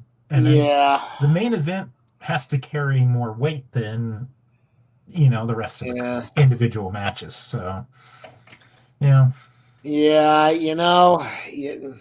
I want to give it a thumbs in the middle, but yeah, I think you're right. I think you got to go thumbs down because the main event does drag it down. Yeah. And the thing is, like, what could you have done? Because you had to wrap up the Diesel Sid feud. Well, and they want to set up Mabel, so he's going to get into it with Diesel as a lumberjack. That part makes sense. I don't even have a problem with that part. It's just the ending of it was so bad. Right. So the booking of it does, the Sid looks like an idiot, and then going after the baby faces, it just takes away, it just takes away from the finish. They do say, I mean, the idea was, well, we'll talk about it. It was going to be actually Sid versus Shawn at SummerSlam. Like that was the plan, and Diesel was going to get Mabel. So they at least did set that up. So I'll give them credit for that. But yeah, no, I hated the booking of the match, and yeah, I got to go thumbs down. I got to be with you on that. No. Ironically, Sid and Nash had a better match a few years later in WCW. I'm assuming we're talking 99-ish, because that's about the time that Sid arrives, maybe early 2000. All right, let's get to SummerSlam now. SummerSlam 95. So this is in Pittsburgh at the Civic Arena. It's Vince McMahon and Jerry Lawler again on commentary. At one point, I think Doc Hendricks checks in after the Bret Isaac Yankem match. It got better at that point. Yeah. I'll just mention this now, and I don't really note much on the commentary. Jerry Lawler has not aged well on me at all. I just don't find him funny. I really don't. And I can't remember if we talked about this on a show in the past, or if you and I talked about it like off air, that the duo of Jim Ross and the King worked. They made it work. They made it work, and they played off each other well. And also, they were calling stuff at a time when the product was a lot better. So did that mask some of the inefficiencies or whatever with the King? Whereas now we're watching a time when creative was down. They had a lot of stars, but it wasn't a banner time for the company in general. So, and of course, they're also featuring him so heavily with the Bret Hart Kiss My Foot stuff. Sure. That makes him a little bit even more unbearable. So, yeah, it wasn't good. And of course, Vince had his strengths, which was telling the stories, right? Connecting the dots, making sure everything big picture was in focus. But he was such a liability in terms of just the general play-by-play stuff that got so over the top with the maneuvers and all of that. It just became so cliche, and then you forget about it after a time. It's like you wiped it out of your memory, and then you go back and watch these 30 years later, and you're like, oh my God, I don't remember it being this bad. Yeah. You know what it is when you hear better commentary, you open yourself up to something else. It's hard to it's hard to really like what he did, and like, who did he really have great chemistry with? Like, I don't think him and Bobby had good chemistry. I mean, I think they worked, but I don't think they had great chemistry. He and Ventura was his best. Ventura was his best partner, and they did Superstars for so many years. Right. But yeah. But there was a time when it was Monsoon doing most of the pay-per-views, if I remember correctly, so yeah, Monsoon Gorilla stopped in 93. He did Survivor Series with Vince, ironically. Yeah. So, it does, it's like, I'm trying to think of a good analogy. I was trying to think of a food analogy, but the commentating can elevate a good match or a good show to great. It can take a bad show to even worse. I don't know how much. It's not going to take a really good show and make it bad, but it can certainly hurt, and that's, I think, what we have with this case, because I think overall this is a pretty good show, but commentary not so much. This show, believe it or not, most of the ratings are at least 8 and above. Somebody gave it a 10. I enjoyed this way more than I was expecting to, frankly. I enjoyed it way more than people probably wanted us to. And I think people want us to, like, trash the show. I'm sorry. I enjoyed it. Now, the main event, But even the main event wasn't terrible. I mean, yeah, Mabel screws up. We'll talk about that, but It wasn't, top to bottom great, but overall, it's just, it was a pretty good show. yeah, no. Well, let's get to it. Yeah. Hakushi and the 1-2-3 Kid open. So there's really not a lot between these two. Hakushi was more of an interloper, as we talked about, John, between Jerry Lawler and Bret Hart. And Kid was more involved with Razor and and Jarrett and Rhodey and those guys. This goes about 9.5 minutes. Hakushi wins it. He counters what it looks like a body block, like Kid's coming off the ropes. And it's weird because he goes into Hakushi with his hip. I think he was going for his spinning heel kick. Yeah, He's going for the kick. Yeah, and then Hakushi just does a back suplex and he pins him. And you know what? I thought it was a good match. Wade had it at 3.25.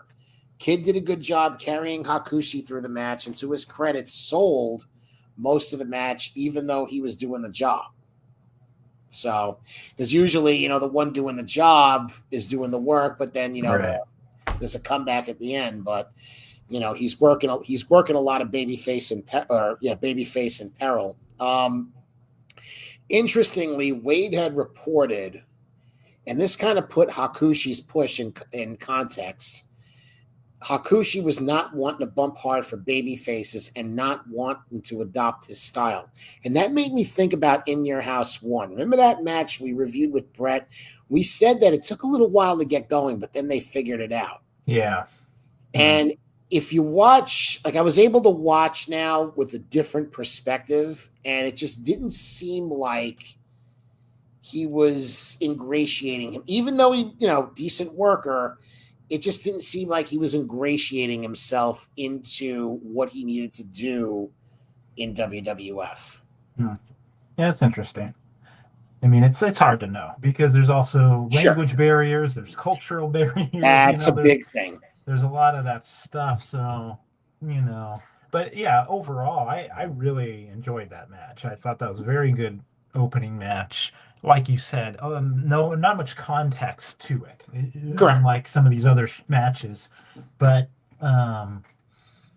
maybe the match you'd expect more to see because of the lack of context on a Raw at that point, or on an In Your House than SummerSlam. But I'm not going to complain because I enjoyed it, and I probably enjoyed it 30 years ago also. Yeah. Yeah. We're not too far away from Kid's heel turn, all right, which gets started on Raw. It actually, and this might have been a time I was kind of checked out because I remember I was starting a new job at the time. I was working the midnight shift. Oh, it was not fun. So I was kind of checked out of things, but Kid unintentionally costed Razor a match, and then Razor cost Kid a match, and then Kid cost Razor a match unintentionally. And I wonder, going back now to, losing to the Rhodey, losing to Hakushi, were they doing the babyface losing matches? Was this something that they had in mind already, to turn Kid heel? It's possible. It's possible. And they were turning Hakushi face. Yeah. Which is kind of crazy because we talked about the balance of heels and baby faces, I think, when we did King of the Ring. And the heels, they end up turning a 1-2-3 Kid and British Bulldog. And I'm sorry. I was able to warm up to 1-2-3 Kid as a heel. I never bought Bulldog. I just never bought it. It just didn't look right to me. I couldn't picture it. So yeah, and I mean he had such a long history going back to the tag team, and there was a lot of respect there. And then coming back, Intercontinental title, feuding. They're not feuding, but the match with Brett at Wembley Stadium, and then we covered that. Yeah, working with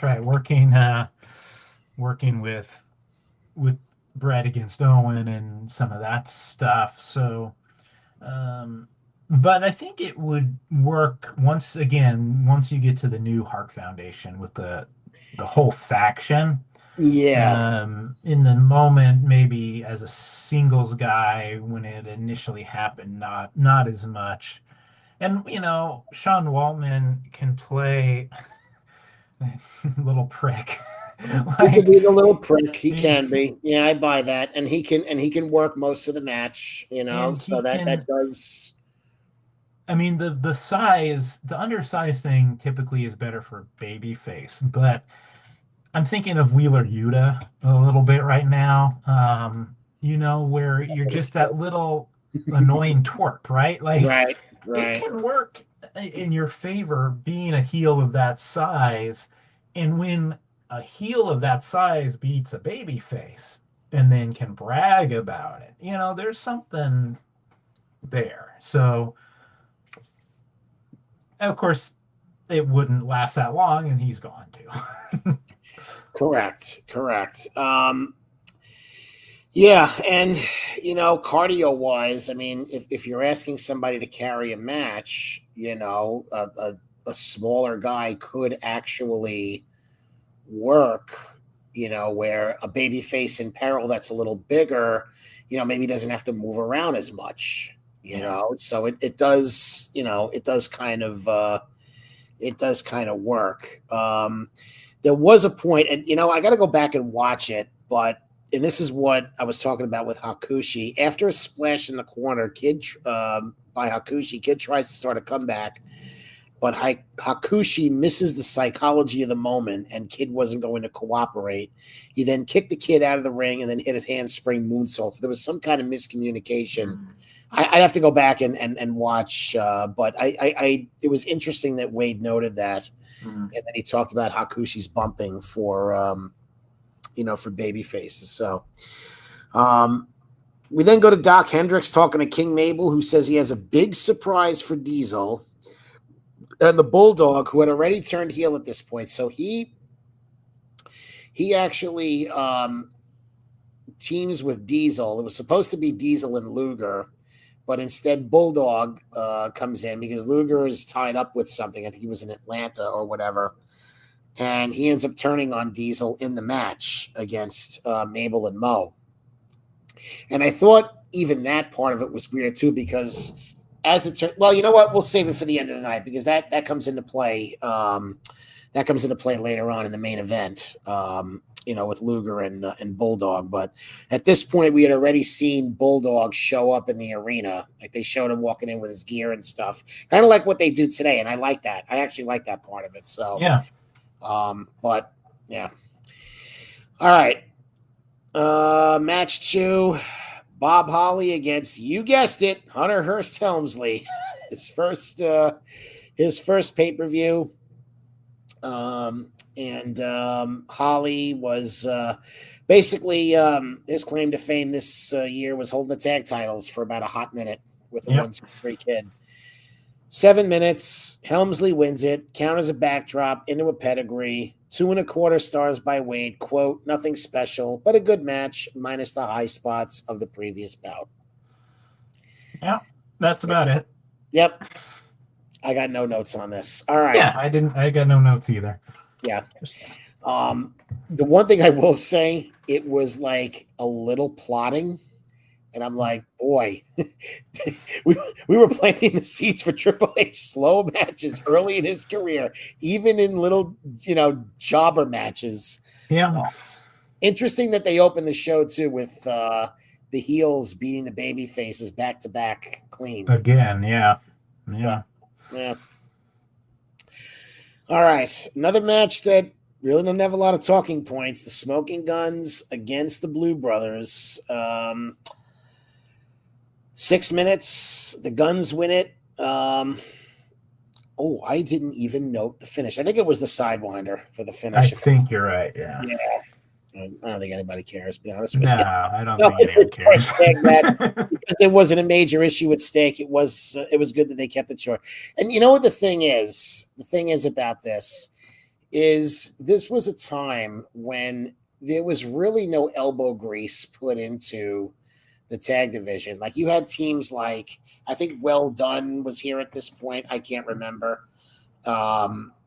You had Techno Team 2000, which I didn't realize was Chad Fortune and Eric Watts, Bill Watts' son. I don't know if there was a correlation to, well, actually they were there and then Watts got hired, so whatever. But, you had those guys, you had the Blue Brothers. There was never any context put to any of these teams. There was never any promos. You never got to know who these teams were. Like at least when we started watching, John, we knew who the Hearts were. We knew who the Bulldogs were. Even the Killer Bees, for crying out loud. Demolition. The Russos were more exciting than any of these teams. I love the Russos. Yeah, me too. They're all American boys after all. That's right. Yeah, you had Demolition, you had the Rockers, all those teams. And yeah. Vince is a guy who would go up and down with the tag teams. And correct. Again, we're a few years away from a renaissance with the Hardys, the Dudleys, Edge and Christian, and even a little bit before that with New Age Outlaws. Outlaws. But who'd you say? The Outlaws. Oh, yeah. But at this point, again, you've got world champion Yokozuna with Owen Hart as the tag team champions. And we just talked about the Allied Powers being two kind of upper mid-card, upper card singles guys being put together. And eventually it's going to be Bulldog and Owen. And it's just kind of like, what do you have in terms of actual teams? Yeah. And the Smoking Guns had been champions. They were, fairly over. They were the most over for the real teams at this point.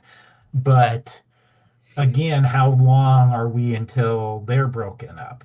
And then I think they go heel too with Sonny, right? 96, if I'm not mistaken.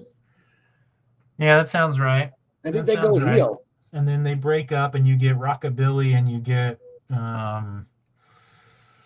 Bart Gunn doing the kind of You went there, Rockabilly.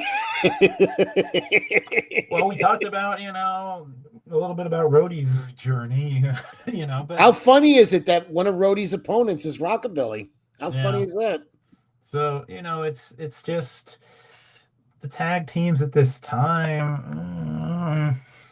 There just wasn't there was no and look, the Harris brothers, we know that they eventually become Skull and 8-Ball, then they're Creative Control. And, look, I don't want to laud those guys, but they weren't terrible. I mean, at least put some and you had Dutch Mantel as their manager, as Uncle Zebekiah. I mean, you got a guy that could talk, promote the guys, push the guys. I want to know who they are. I want to know who, these, so I could get in, So, yeah, there was now, here's my question for you, Frank. Do you think the wrestlers themselves knew which was Jacob and which was Eli? No. Like, no. If you had asked him at the time, which one are you? Are you Jacob or Eli? You'd be like, I don't know. It doesn't matter. Apparently, one of them was a neo-Nazi. I don't know if that's Ron or Don. I don't know. But yeah, I won't go there. Yeah. Like I said, I don't want to laud these guys. Moving on. Skip and Barry Horowitz. So I've been kind of looking forward to talking about this. Horowitz had scored an upset win over Skip on the Action Zone after many years as a journeyman, John, a journeyman. Not a jobber, a journeyman. A journeyman. Good way of putting it. Me and my friends, we called them nobodies. We didn't know the insider terms, It was Barry Hardy, Dwayne Gill, Barry Horowitz. Yep. All the nobodies. Mike Sharp. Yeah, and then every once in a while you get a Jim Powers who was a nobody, and then all of a sudden he, at least won a few matches and was in a tag team. So you always had that hope, and Barry Horowitz, this was kind of the height of the jobber becoming a non-jobber. And Yep. I thought it was actually interesting. At one point in the match, McMahon says, well, if he keeps winning matches, maybe he'll earn a contract with the WWF. And I thought that was kind of interesting. It was almost like, well, he's not really one of our wrestlers. He's just comes in and has contract matches. I don't know, but McMahon said that, and it kind of surprised me. Mm. So, I missed that. I missed that, but you do bring up a really good point in that, this, like, we're not at the end of the jobber era, but we're getting away from that. So I wonder if this was some kind of salute to that era, or maybe, yeah, perfect. For those of you listening just to the audio only, John just patted himself on the back like Barry Horowitz would do. But I do remember in real time, though, that it was really cool. Like, having seen Barry all those years, seeing him actually win a match, I thought was actually really cool. yeah, this is a good little story. The only problem is, I think long term, I think it damaged Skip more than it helped Barry. Because, I mean, Barry basically goes into a tag team with Hakushi, which doesn't work. And then he's back to basically being, I mean, he's not really a jobber. He's a jobber to the stars, so at least he's got a little bit more credibility. But, Skip is what, DOA, practically. pretty much. I mean, he's teaming with Tom Pritchard, in 96. Skip and Zip. Skip and Zip. Yeah. So, well, but I mean, part of it was, and maybe this is the 15-year-old boy talking, who cared about whatever they were doing? Because I'm just looking at Sunny, and you got a point. she had the looks, but let's give her credit. She also had presence, because not everybody who looks good has presence. And like, watching this match, every once in a while, she's just like turning to the camera and talking to it and giving her little look and stuff. You can't necessarily teach that, she was, yeah. Right. So she was, thanks a lot, Frank. So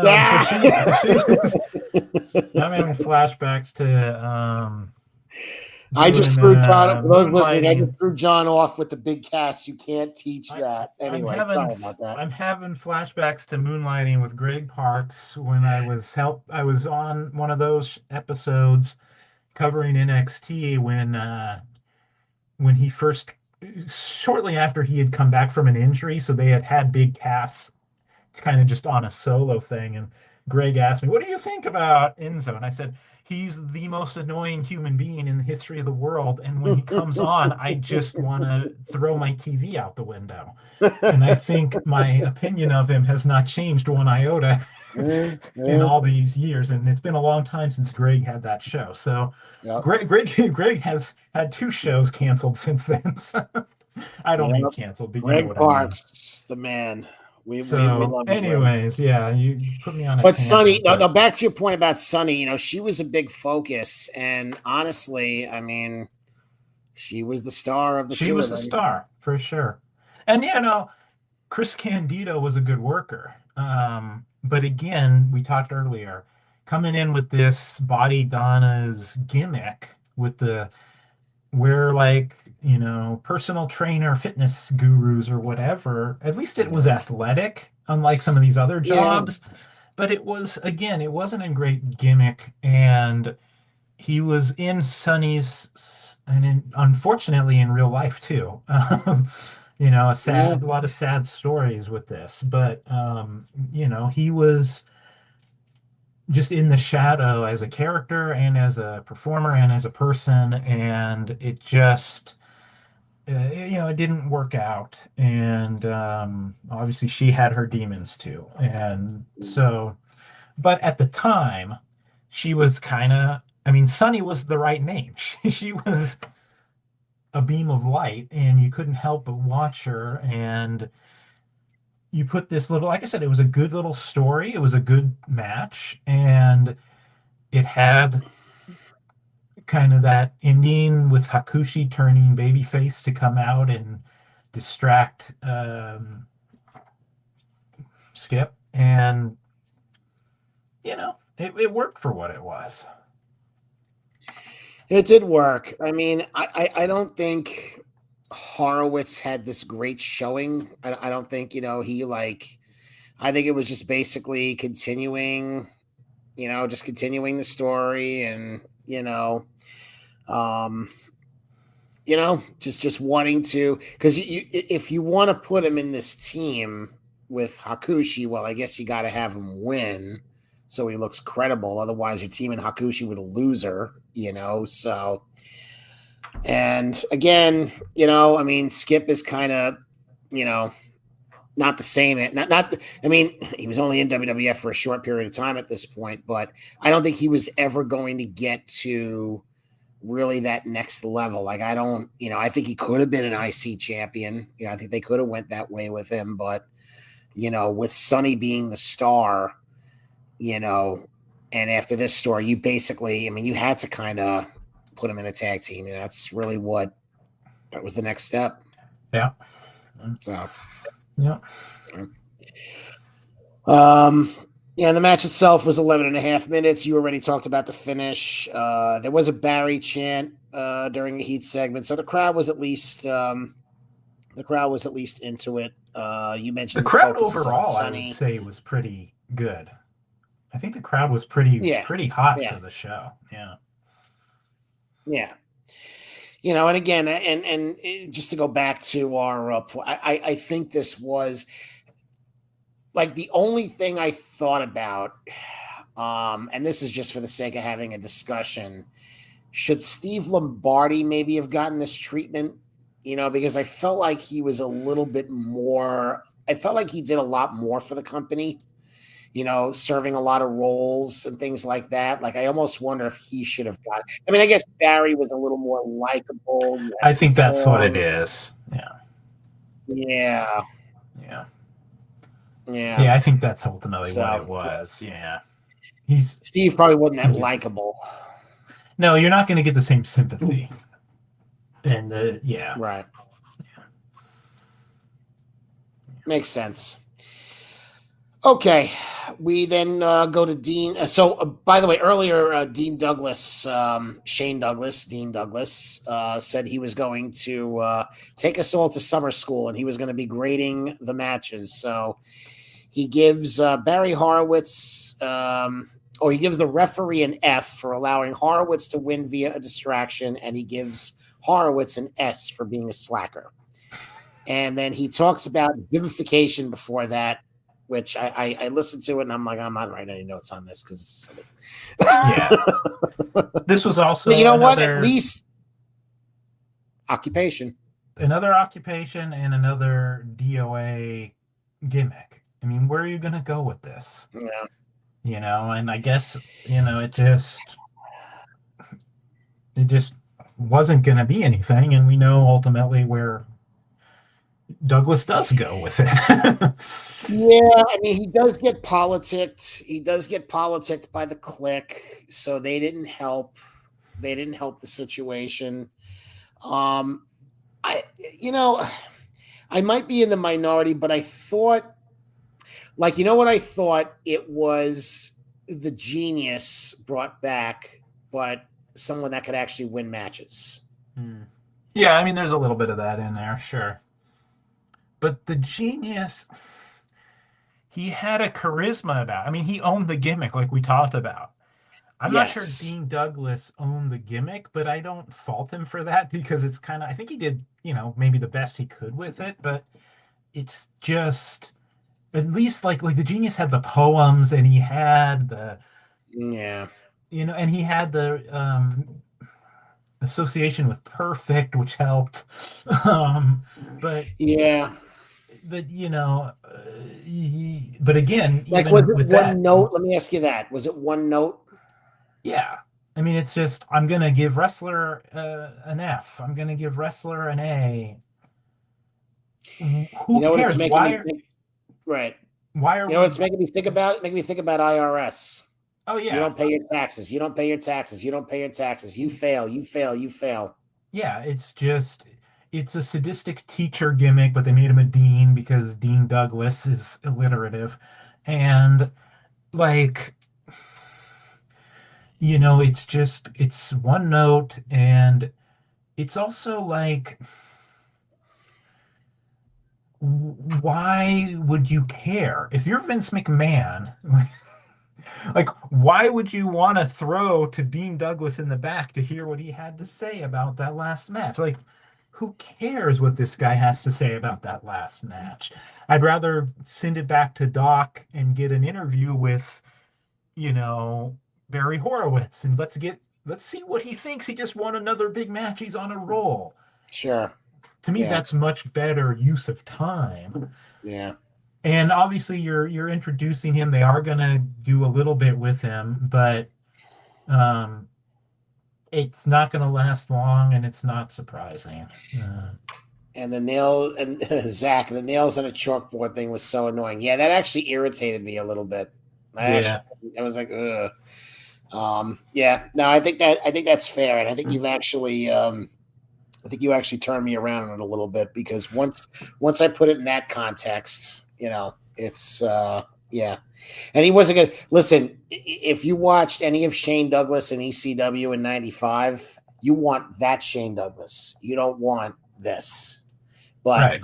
Vince was never going to let that Shane Douglas, because that's not his. It's not his thing. Well, you want 1995 ECW Steve Austin, not the Ringmaster. Gee, how'd that work, Vince? So um, we go to Shawn Michaels. He's being interviewed and says the IC title is all he's got, and admits that it's eaten at him that he lost the ladder match to Razor at WrestleMania 10. There's only two cats that can do a ladder match, and that's him and Razor. So real quick, we'll just talk about what happened. And Wade actually reported on it that they changed the match. The IC title match was going to be Shawn and Sid, and they changed it to the ladder match, figuring, they had the history with Razor and Shawn and whatnot. There was also an injury with Sid, but it wasn't disclosed. And this made a lot of sense. Wade was thinking that if Sid's got to do the job, they don't want him using the injury as an excuse to get out of the job. Because you're not gonna have Shawn win the IC title and lose it a month later, even if it is Sid. right. So they end up pushing that off to I think it was the September. Yeah, I think it was the September 11th show. They end up pushing the match off, and there you can do whatever you want. Right. It's TV. Right. So shenanigans at that time was a little bit more accepted on TV than what it is now. Well, I guess it is accepted now because millions of people watch this crap. So that's another story. So speaking of crap, the next match is Alundra Blaze defending the women's championship against Bertha Faye. So Bertha had attacked Alundra after she had regained the women's title back in April, which was to give Blaze a little bit of time off. So it shows you how much the women's title meant. Little over 4 minutes, Bertha wins the match. She hits a power bomb to a pin. It looks like Blaze kicked out. Wade's rating was, and I love Wade. 1. This could have been a lot worse when Alundra worked very hard to make it as respectable as it could be with Bertha's comedy elements involved. Now, that's a professional way of saying this match sucked, okay? And it was just sloppy. It was like a yank of the hair by Bertha at one point. She couldn't even do that right. Alundra, she did hit some. I'll give her credit. She hits a Frankensteiner at one point. She does a sling blade. But Faye is just doing blocks off the ropes and over and over again. the thing that, and I'm sure Rhonda Singh, the one that played Bertha Faye, is a wonderful person, but she's just not a pro wrestler. And I'm sorry, watching this match, I really believe that Vince was trying to, and Zach is actually reading my mind here. I think Vince was trying to shame heavy women because the way that Bertha was dressed, you just don't dress like that. That made her look like garbage. I mean, I'm heavy, and I need to dress a certain way. Okay. That's not, you know what I mean? Like, Yeah. he just made her look, slutty, and he made her look disgusting. And I really think he was shaming her. And I'm sorry. I hated every 4 minutes of this. Yeah, I mean, no, you hit the nail on the head that it's kind of goes back to our, topic earlier with the racial stereotypes. It's not just limited to that. It's a heavy set woman, so she's gonna, you're gonna go with all those other stereotypes.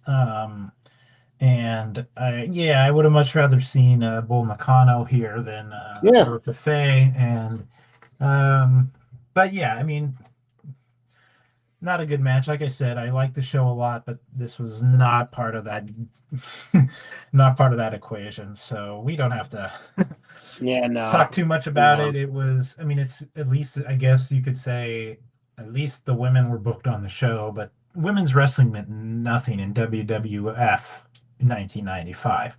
And that's nothing against Alundra Blaze, Medusa, or any of them. It's just, you would have a champion and a challenger. And then the champion would beat the challenger, and then some other challenger would show up. There were no storylines. There were no other women there was no women's roster. No. And even the Divas era, at least you had volume with multiple women on the roster, even if it wasn't a great, time in terms of in-ring work or any of that other stuff. But at least like, who's going to face, the woman next? Well, at least we have like 7 or 8 women we know. You didn't know any other women, and there were no other women. So no, you just had a champ, and they brought in a challenger. They brought in for someone for a couple of months, and that was it. I mean, you had Bull Nakano earlier in the year, and that was basically it. That's yeah. And I don't know if Vince like wanted us to hate women's wrestling, or he just, all right, I got to have it on the show, but I'm not gonna respect it.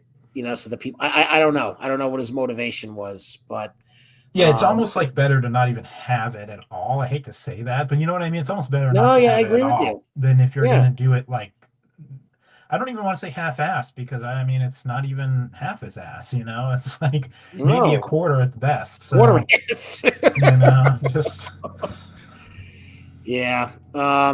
Zach saying go watch her earlier work in Japan. She was actually good. Yeah, I mean, it's, I'm like I said, I'm sure she was, but Well, and there was a period, I don't know, is this when it was? I'm kind of blanking. There was a period when the women's scene in like all Japan was particularly, strong and lauded. And I'm just so far not an expert on Japanese wrestling in the 80s and 90s, but I've heard about it and read about it a little bit. I forget exactly when, but it's not like you couldn't have drawn, but they come in for Survivor Series. They come in for Survivor Series.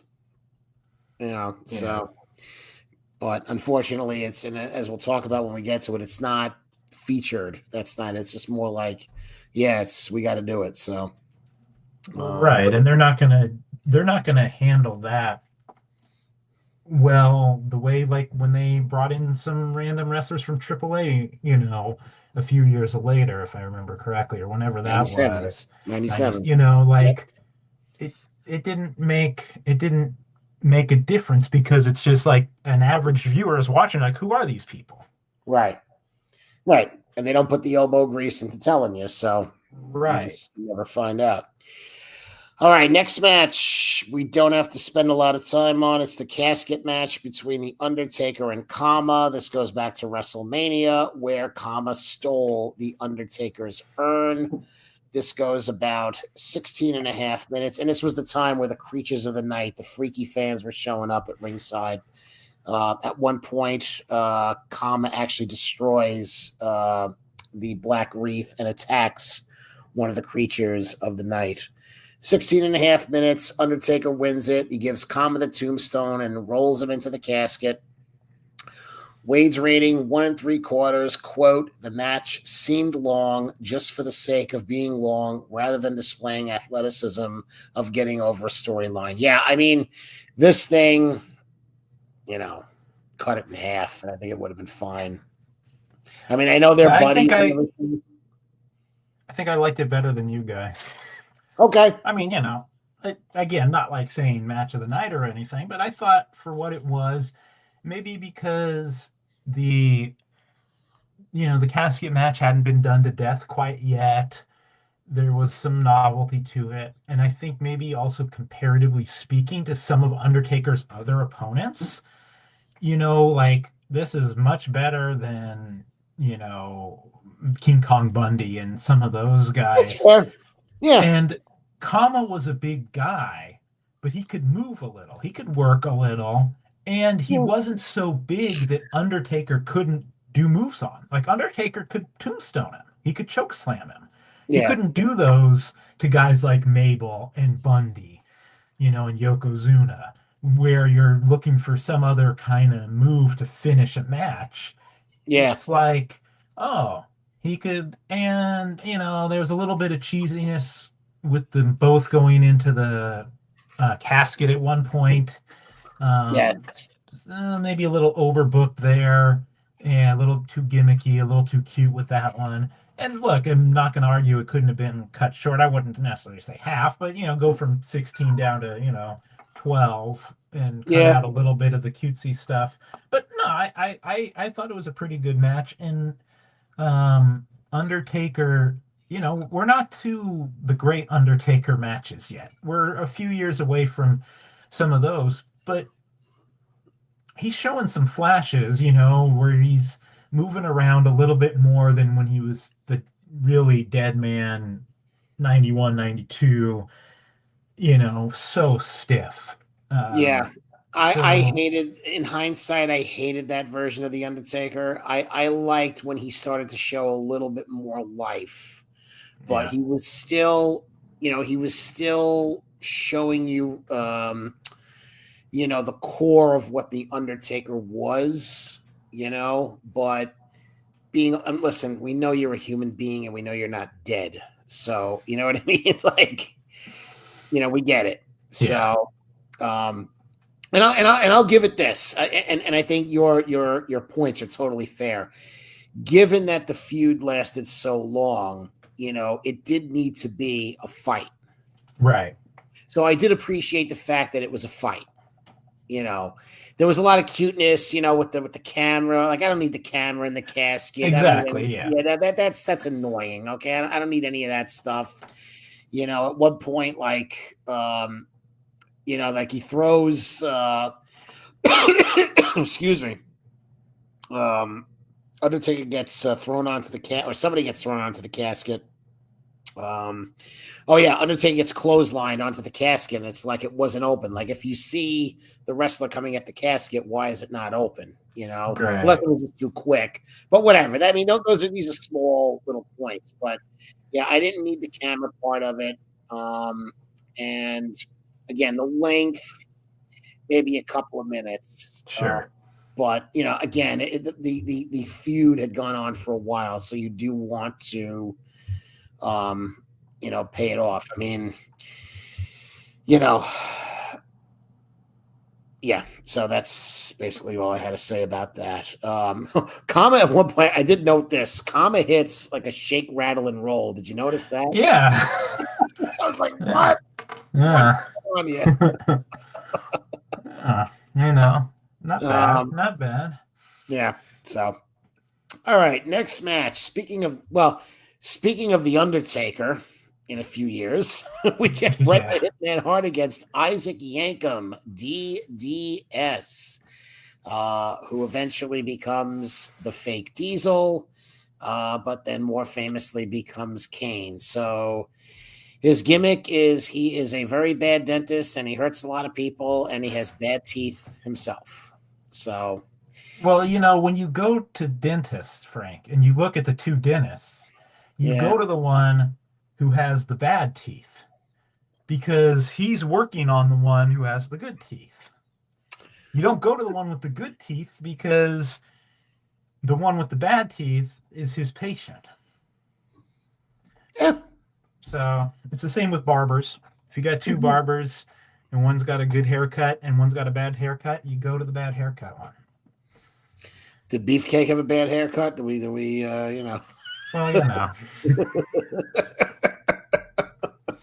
gave a lot of bad haircuts, that's for sure. This is true.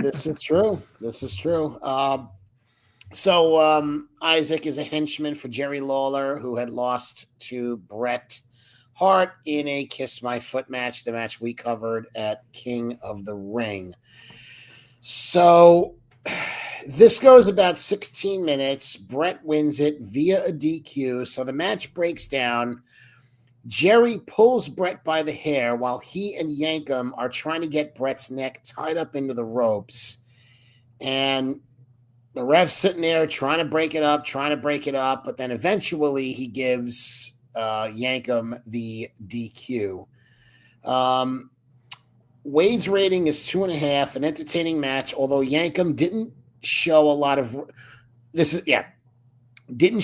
of ring personality, but certainly showed he's a better worker than Sid after just one match. And, it's funny, putting this in context, we know Glenn Jacobs to become a pretty good worker throughout the years. Mean, Kane was basically a quasi coach, in the back end of his career. And I know a lot of people aren't, happy with his politics. That's not what we're talking about today. We're talking about his ring work.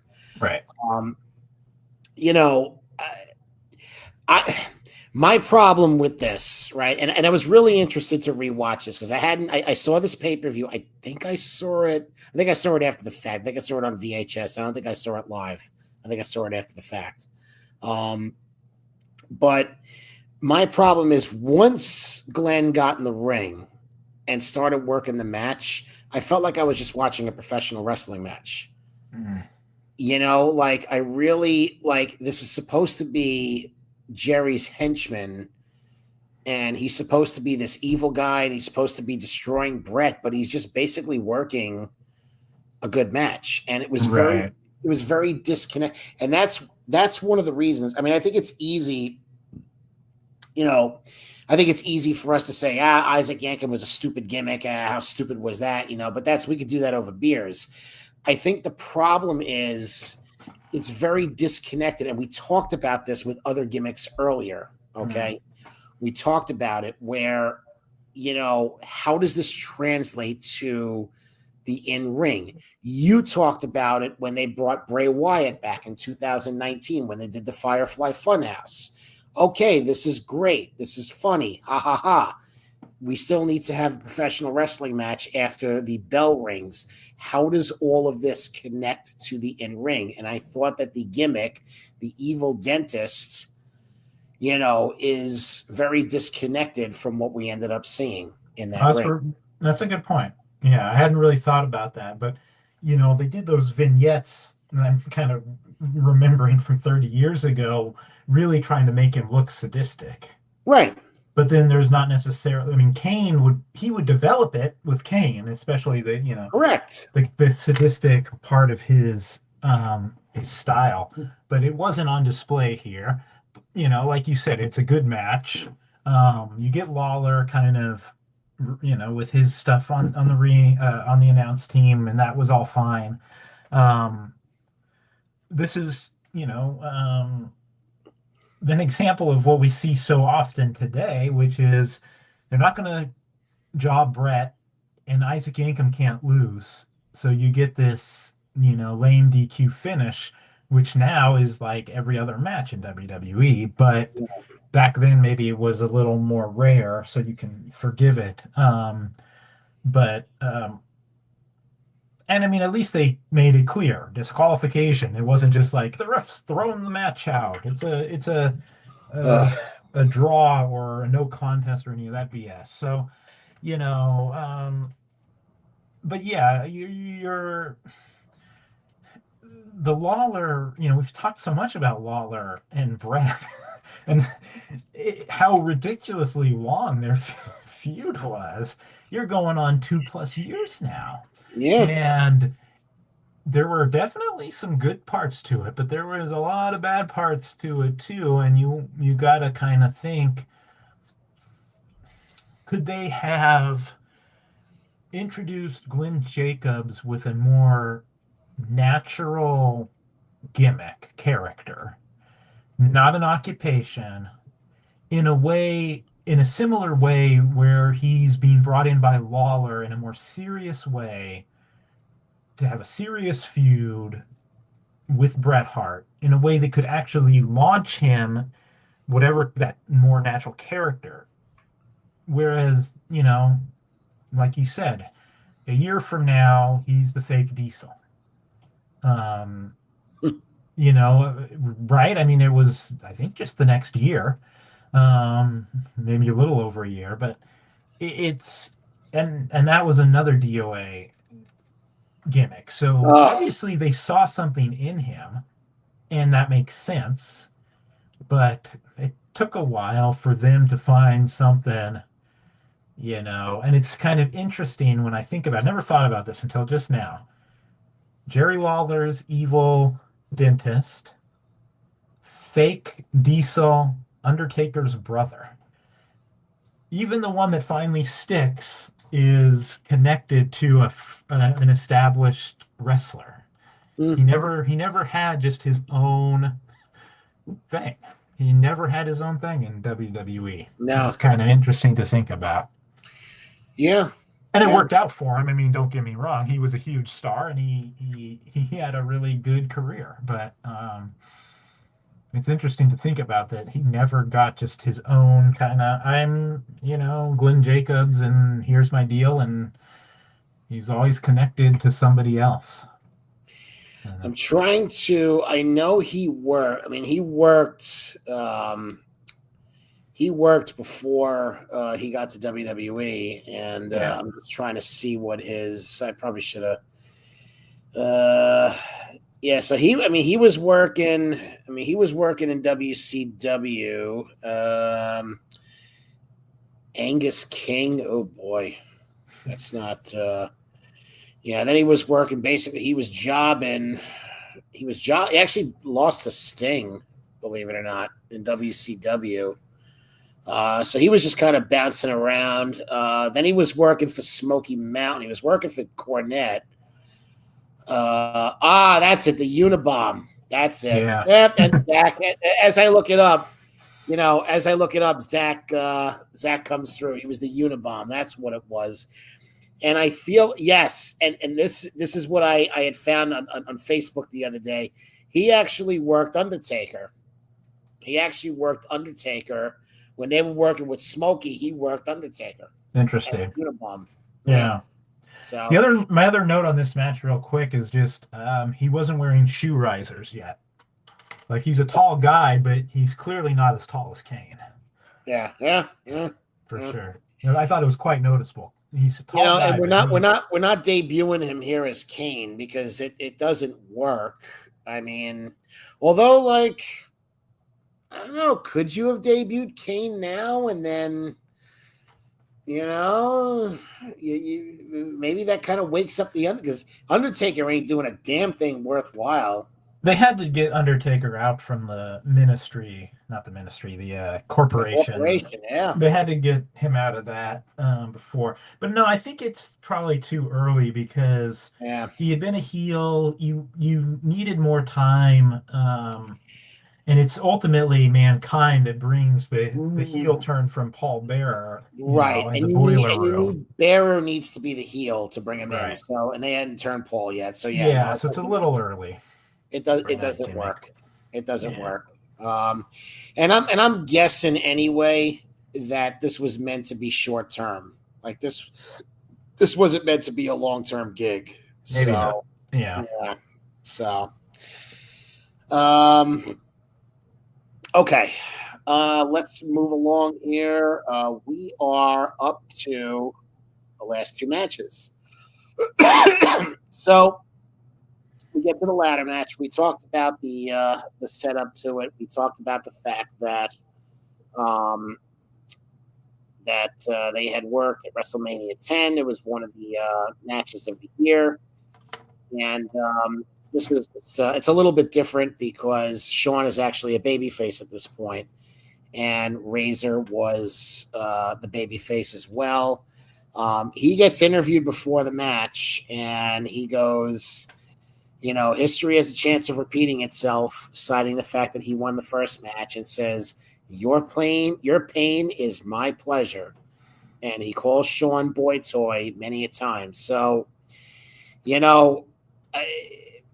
have the benefit of hindsight, knowing what, is to come, and he doesn't turn, but I don't know. Kind of looked like it was. It felt like it was for sure, and maybe they've changed their mind, but then they may have also just wore that face versus face matchup thing where you want one of them to lean a little heel, and that's probably all it was. We're gonna lean Razor a little heel. He's gonna lose, so we're gonna be happy.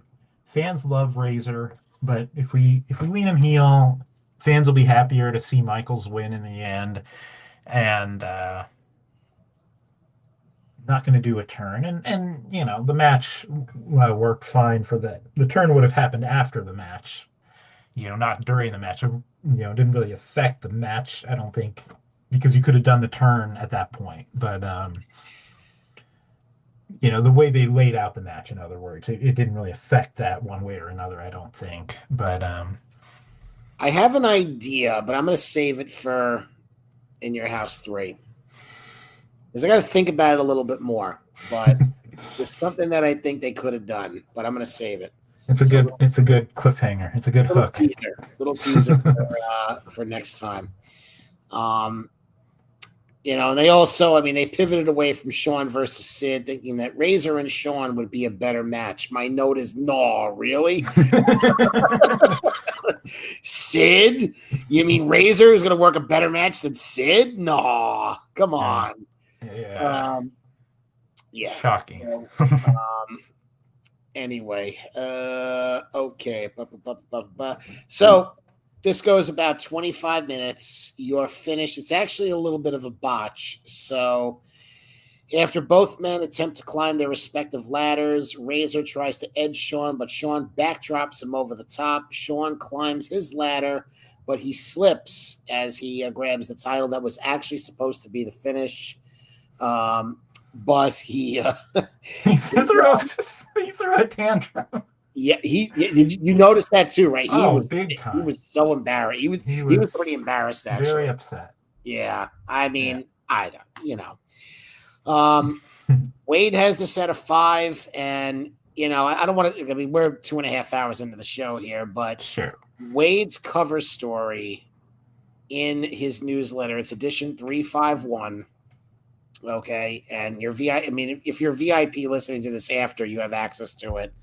I encourage people not VIP just watching this on YouTube. If you want to even just trial membership, go read Wade's article on Razor. He does the cover story is about this match, and then he covers it in obviously in the pay-per-view coverage, but really just praises it, and it ties into what he reported about Shawn Michaels, just the work in the match. And I was on a podcast a few years ago talking about this topic. Which do you like better? And I watched 10 and then I watched this one. Now, I think 10 is the better coordinated match. And it's also the first, so it's very innovative at the time. Well, it's the first televised anyway. There were ladder matches before. But it's the first one most of us saw. Correct. It's the first one that we saw on television. Um, so, but this match, personally, I've always preferred this match to 10, which is not an indictment on 10. I just feel like Shawn was in a better place at this point. The crowd was with him.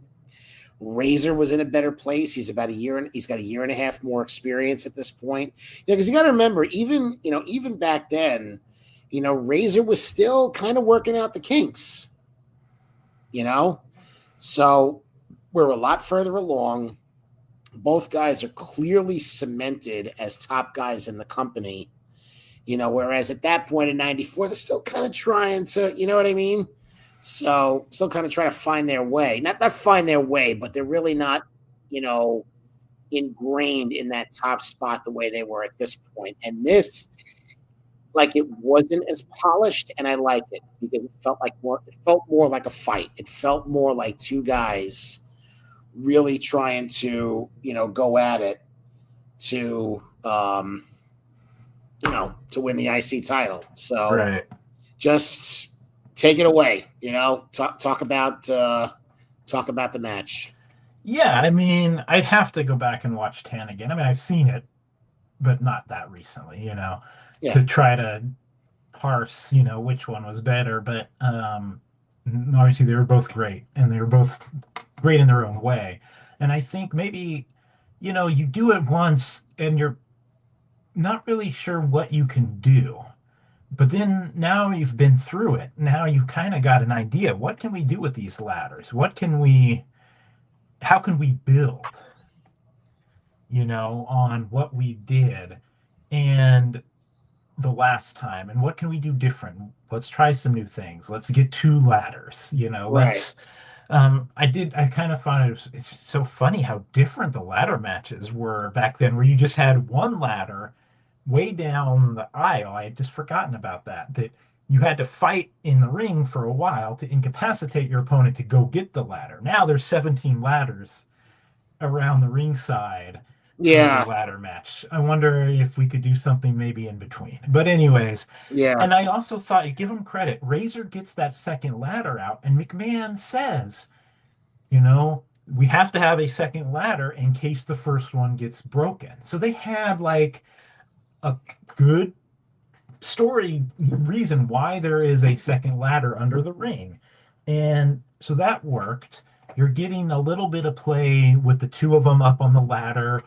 We're going to see a hell of a lot more of that when you get to Edge and Christian and the Hardys and all the craziness. But it's like, this is obviously much more in the style you would see develop more with the Rock and Triple H in a few years. That's kind of style of one-on-one ladder match versus the multi-man, Money in the Bank, 8 teams, all the craziness that we get typically with ladder matches now.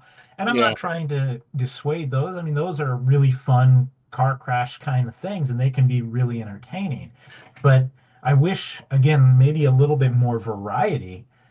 Nowadays, can we get a ladder match that's more of this style, one-on-one? Because Yeah. the psychology, Frank, of the leg work, like Scott Hall, Razor Yes. doing, having it in there, stomp, stomp, stomp, and they make a big deal. Well, how can he climb? How can he do a super kick? And of course, Shawn is going to sell really well for the rest of the match, that leg injury. So it's not just big moves, but it's using the ladder to tell a story. And there's big moves. And there's the only thing that detracted for me a little bit was the announcing again, being a little heavy handed with, oh, was he trying to hit him with the ladder or was he just trying to set it up? It was almost well, is Razor being a bad guy because he hit Shawn with, well, it's a ladder match. Yeah. That Yeah. there was a little bit of that took away from the match. I think I would have liked it better on mute.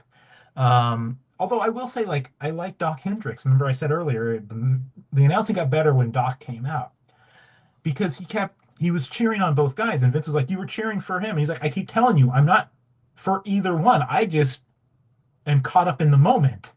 And I kind of liked what he was doing to say, Yeah. I'm not I'm not cheering for Sean. I'm not cheering for Razor, but I'm cheering for Razor in this particular moment because I'm excited about what move he's doing, and I liked how that part of it. But yeah, 5-star, no notes, like botched ending, temper tantrum, set up the ladder, get it in the right position. If he had been able to grab it right away, maybe it would have been the Right. only way it would have been better. But that didn't take away too much from the overall high quality. Right. This I'll actually go through some of the highlights. There was one bump. Sean does his bump over the turnbuckle onto the floor early in the match. Razor actually suplexed Sean to the outside, and Sean hits his foot on the barricade, and I was like, ouch, that hurt. Razor hits his fall-away slam off the top. I thought that was pretty cool. Razor gets the ladder. Sean fights him off. Of course, Sean with the pants down move. Sean loved that. He's climbing the ladder, and Razor grabs him by the pants. So he yanks Sean. He yanks Sean off, and then he hurts his knee, and then looked like he hit his nuts too on that move. You talked about working the leg. I thought that was really key, and I thought that also planted the seed that possibly Razor could be turning. Somebody's got to work heel in the match, and you just turned Sean earlier in the year, so you're not going to have Sean work heel. You're Right. going to have Razor to potentially, to plant that, potential seed. Which I'm going to tell you, I'm glad they didn't pay off. I'm glad they ended it the way they did, because that would have been too obvious. That would have been too Cliche. Correct. Yeah. Razor climbs the ladder. Sean climbs back, knocks him off. You talked about the flip-flopping. Sean actually back suplexes a climbing Razor off the ladder, and then he whips him into the ladder, into the corner. I think that was a repeat move from 10. Mm-hmm. At one point, Sean hits a moonsault, but it was a little sloppy. Listen, I'm not going to worry about if moonsaults with Shawn Michaels and with what they're doing to each other in this match. I'm going to forgive it. I could care less. A lot. Sean does try to repeat the splash off the ladder from 10, but Razor gets out of the way. Perfect timing. Yeah, right. Perfect timing. Exactly. And we're not talking about Kurt Hennig perfect. You get both men climbing the ladder. They punch each other. Then they fall. They fall onto the ropes. And if I'm not mistaken, I think Razor at 10 knocks Sean off, and then he nuts himself on the ropes. And that's how Razor goes up and wins the match. That sounds familiar. Which is actually a finish that because I think Brett and Sean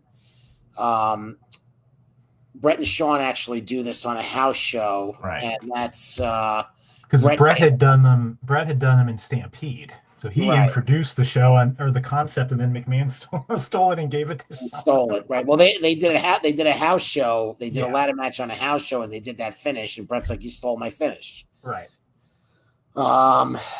They both bring ladders into the ring. Sean climbs his, but then Razor gives him the Razor's Edge. At one point, Vince asks, which is the legal ladder? I'm like, what?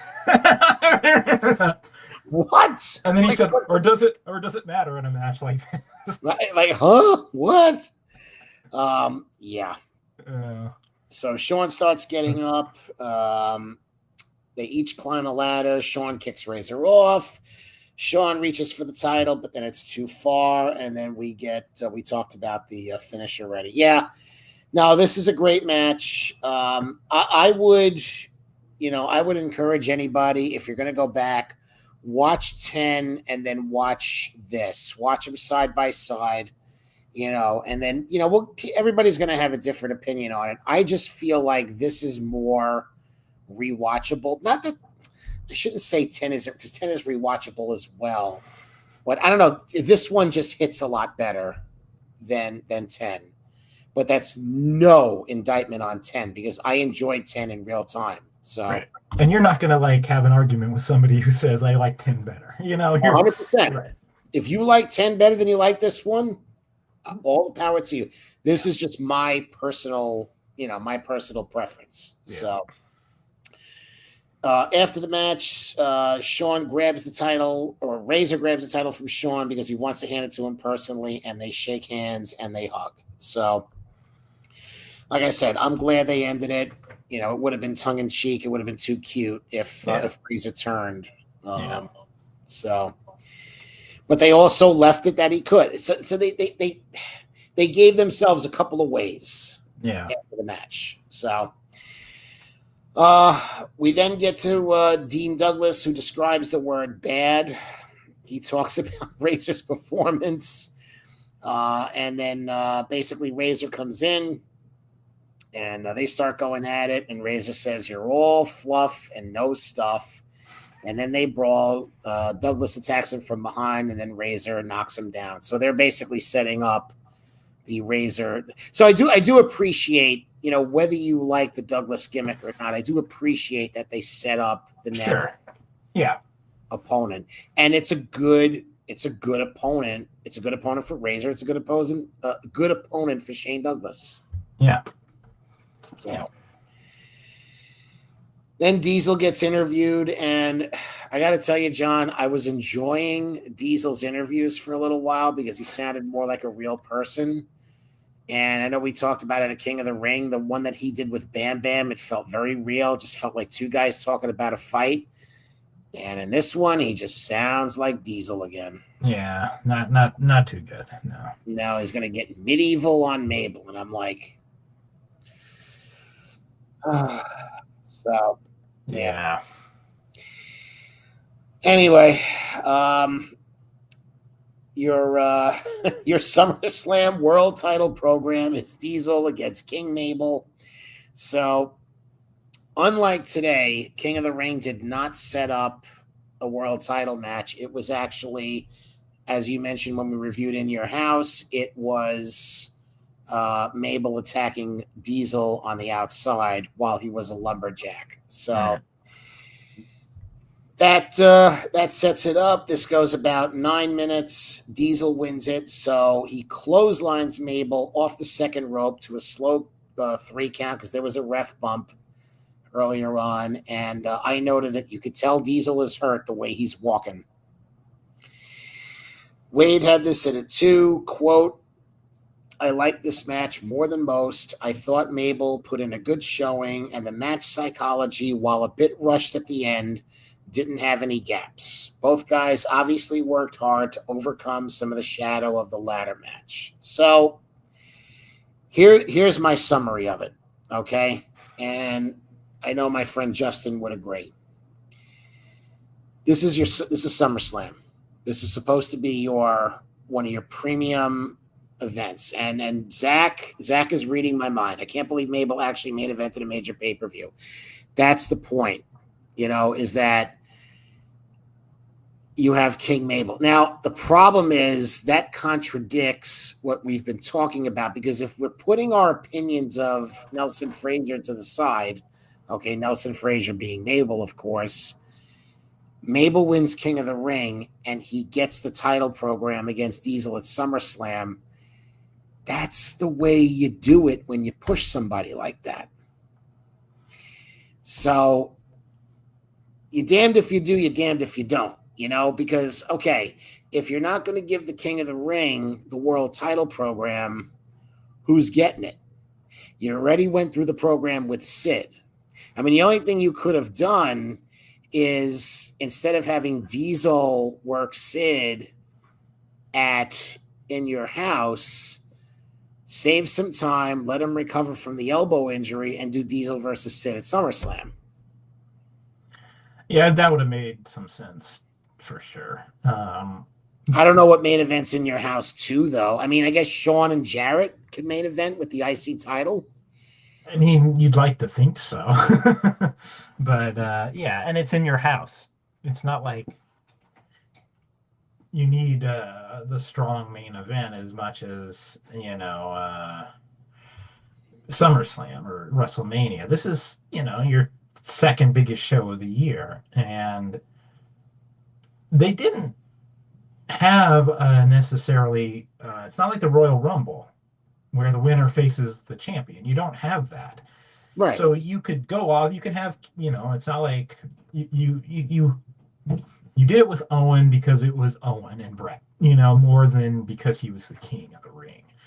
So, you don't have to go that route. Right. But again, you rewind it, and maybe you don't go with King Mabel. You have another potential king, but again, you're light on heels. You got so many wrapped up with the $1 Million Corporation, and most of them were mid-carders at best. Right. If they didn't change it, right, you had Sid, Shawn as the original plan. Could you have done like Razor versus Diesel, babyface, and do a similar thing where Razor is leaning heel because you've had them face before as the IC title match? You could have them facing here as the world title match with their roles reversed now. And whether you and they worked the previous SummerSlam. Right. But maybe you're saying, we've already been there, done that. So, yeah, I don't know what the answer is. You're not. I mean, Zach says so. King Sid. I mean, you want Sid to win King of the. I mean, I don't think that. Then you have to change. You can't have Sid and Diesel work in your house, have Sid lose, and then win King of the Ring. And I think Sid is not a king. That's not what Vince pushed as King of the Ring back, because we got to remember King of the Ring was a gimmick. It was, and it also, if he's looking to elevate somebody, Sid was already kind of elevated. He had main evented WrestleMania against Hogan. Right. It's like, and he had this well-established, storyline with Shawn and Diesel. So he didn't need it. Right. But again, you could have, gone a different direction with King Mabel. It didn't have to go right into the world title picture. Again, I like this show. It was a good show. It's a thumbs up show. That doesn't mean it's a perfect show. And it could have been a better show. Although, again, if you take away Razor, then we don't get the ladder match. And we're not happy with that. So, and we can't ignore the fact that Mabel injures Diesel in the match. And I thought it was when Diesel is laying face down, and Mabel does the splash. It looks like that's the move that hurts, because I saw Diesel's face. That had to be the move, unless I'm, misunderstanding it. Right. So, yeah, and we've talked about this. I've heard it suggested that, Sid should have dethroned Diesel at In Your House, because that would have established, that something big could happen at In Your House. You have Shawn win King of the Ring, and then you do Shawn against Sid at SummerSlam, which I don't hate, but that changes a lot.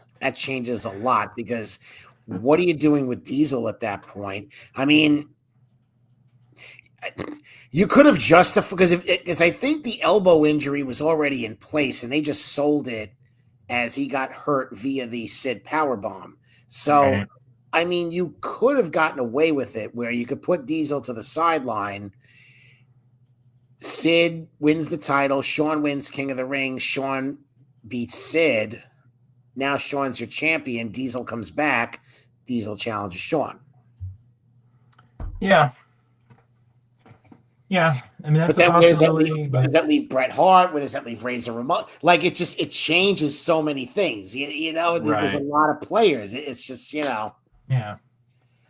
Yeah, and you can't overlook Vince's desire to push big, impressive-looking people.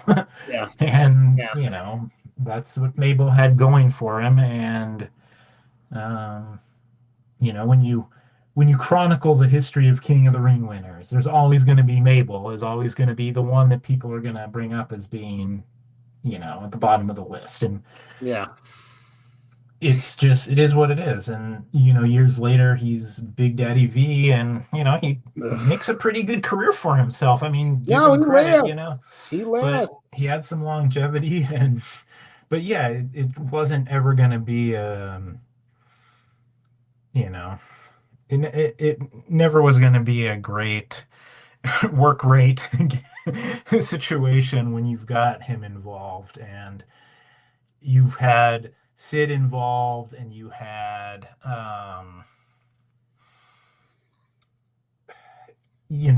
Diesel, certainly Kevin Nash at that point. It's not like he couldn't have good matches, but you got to have the right opponents, and I had to take all these people over King Mabel. But anyways, the Yeah. We're this getting summer of Ron is Diesel bringing up King champion. Corbin, Billy Gunn. Zach's bringing up Billy Gunn in the chat. You know what I Yeah, mean? I mean, I don't want to. It's just it wasn't a great run. This kind of summer run for Diesel wasn't a great run. In part, he's hurt, he's working through injuries, and in part, maybe a larger part is look who he's working with. And what could have been, we've talked in the past about changing, Brett's turning heel earlier in the year. What could that have done? Turning Razor here, what could that have done? There's a lot of what ifs. We don't know. Yeah. Yeah. Now we can, and my unhealthy obsession with rebooking 94 and 95 wrestling. So let's not get me to start doing that, because we could be here a while. Yeah. We do have to talk about, before we wrap it up, we do have to talk about the psychology of the match, because Mo gets involved, and then Lex Luger comes out, and he gets clotheslined by Diesel.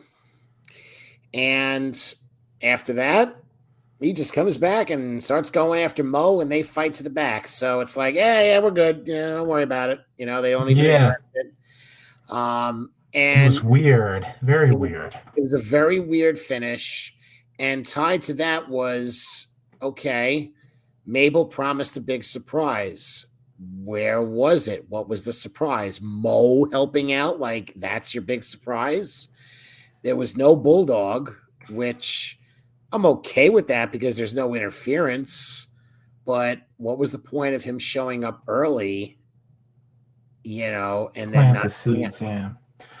I mean, I kind of like it in a way, because it would, because like nowadays, if somebody shows up like that, they're interfering in the match. So that's one of the things I hate about the modern WWE. So at least, like, no, nowadays, Frank, if somebody says I'm leaving, they're going to be interfering in the match because they're not really leaving.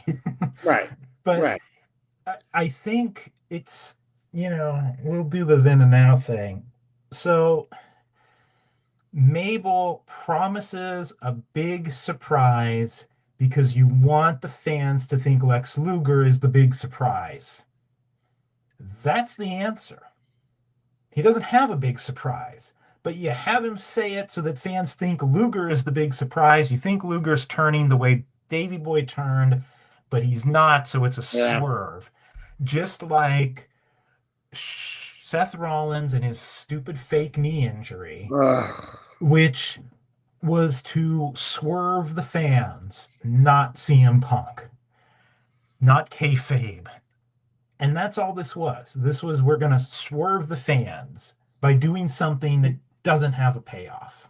Seth Rollins is going to swerve the fans in a way that doesn't have a real payoff. And I don't care what anyone says, there was absolutely no payoff to the fake injury angle. And there was no payoff to this. 30 years later, it's the same exact thing. We're swerving the fans, and that's all it is. And then you get the weirdness, to your point, like Luger gets in the ring and gets beat up by Diesel, and he just was like, oh, that's okay. I'm still going to help you. Right. And I think it gets addressed I think it gets addressed afterwards that I think Luger says, "Oh, Diesel thought I was the Bulldog." Yeah, it's like, Yeah. okay, okay, So, Yeah. um, yeah, it was just the whole Luger Bulldog, how everything was handled. I mean, they had been teaming for a while, and not that they had great chemistry, but you know, Bulldog turning heel and like them like nothing. It was just basically dropped. It Right. was just basically Bulldog turning on Diesel, and why do I still have this comment highlighted? I had that He just comment really highlighted. wanted to think about King Billy Gunn for a while. Yeah, for real, right? It was just like I said, not that they had great chemistry, but it was just like there was no, Diesel turning on or Bulldog turning on Diesel. I mean, yeah, I guess he's turning on the champion, so okay. I guess maybe that's the heat, but he was teaming with Luger for so long. And, why would anybody care about Luger? I mean, he'd been losing so much. It's like this is a guy that nobody cares. You know what I mean? So it's just, How many shows have we done, Frank, going back to King of the Ring the previous year that I did with you, yeah. where Luger wasn't booked? How Oh, many yeah. pay-per-views? Now he was on the in your house, but he wasn't booked on the SummerSlam. Right. And it's just kind of amazing. But yeah, and obviously, he's gonna take his pretty quick opportunity in a month to show up to Mall of America. So Yeah. you can't really blame him.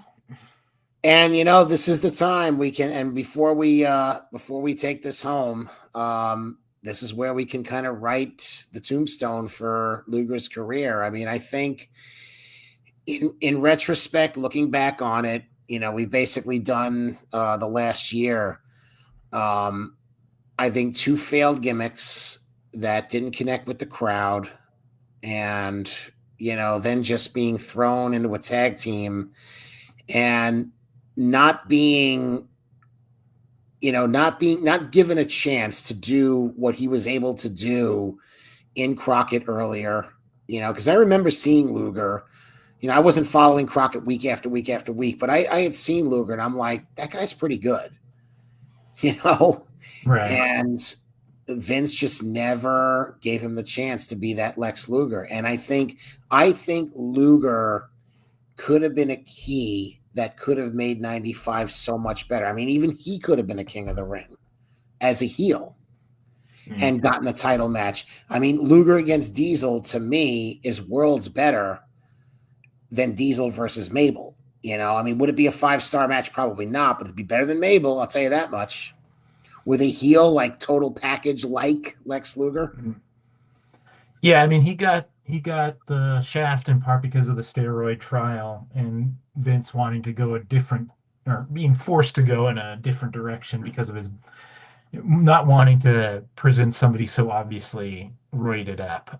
So Yeah, he got a little bit of that, but then he could have meant more and he never did. And there's a lot of what ifs, but he would go on to have a pretty good run in WCW after this. And but yeah, I mean, you weren't looking for Flair Steamboat with a Luger match, but that didn't mean he couldn't have been used better than he was and meant a little bit more. right, right. All right. Well, that was In Your House 2, and that was SummerSlam 95. Next time we do this, it'll be a lot shorter because we'll only be covering one show, which will be In Your House 3. So, yeah, we won't go 3 hours. John, just real quick, plug what you do for the Torch and your social media. Yeah, so I do the Raw hits and misses at pwtorch.com. Usually comes out on Tuesday afternoons. I was a little behind this week, so it came out Wednesday, but it's real simple. I watch Raw and then I say what I liked, I say what I didn't like, and I leave out anything I didn't care so much about.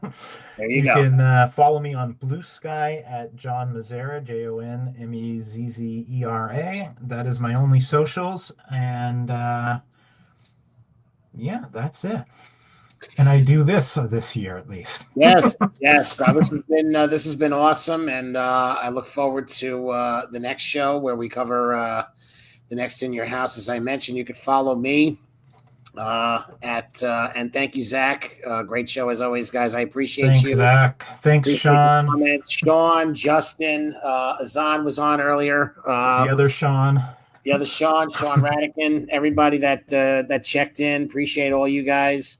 You can follow me at Frank Peteani. That's at Frank Peteani on X, Facebook, and Instagram, as well as Blue Sky. Just throw a 73 at the end.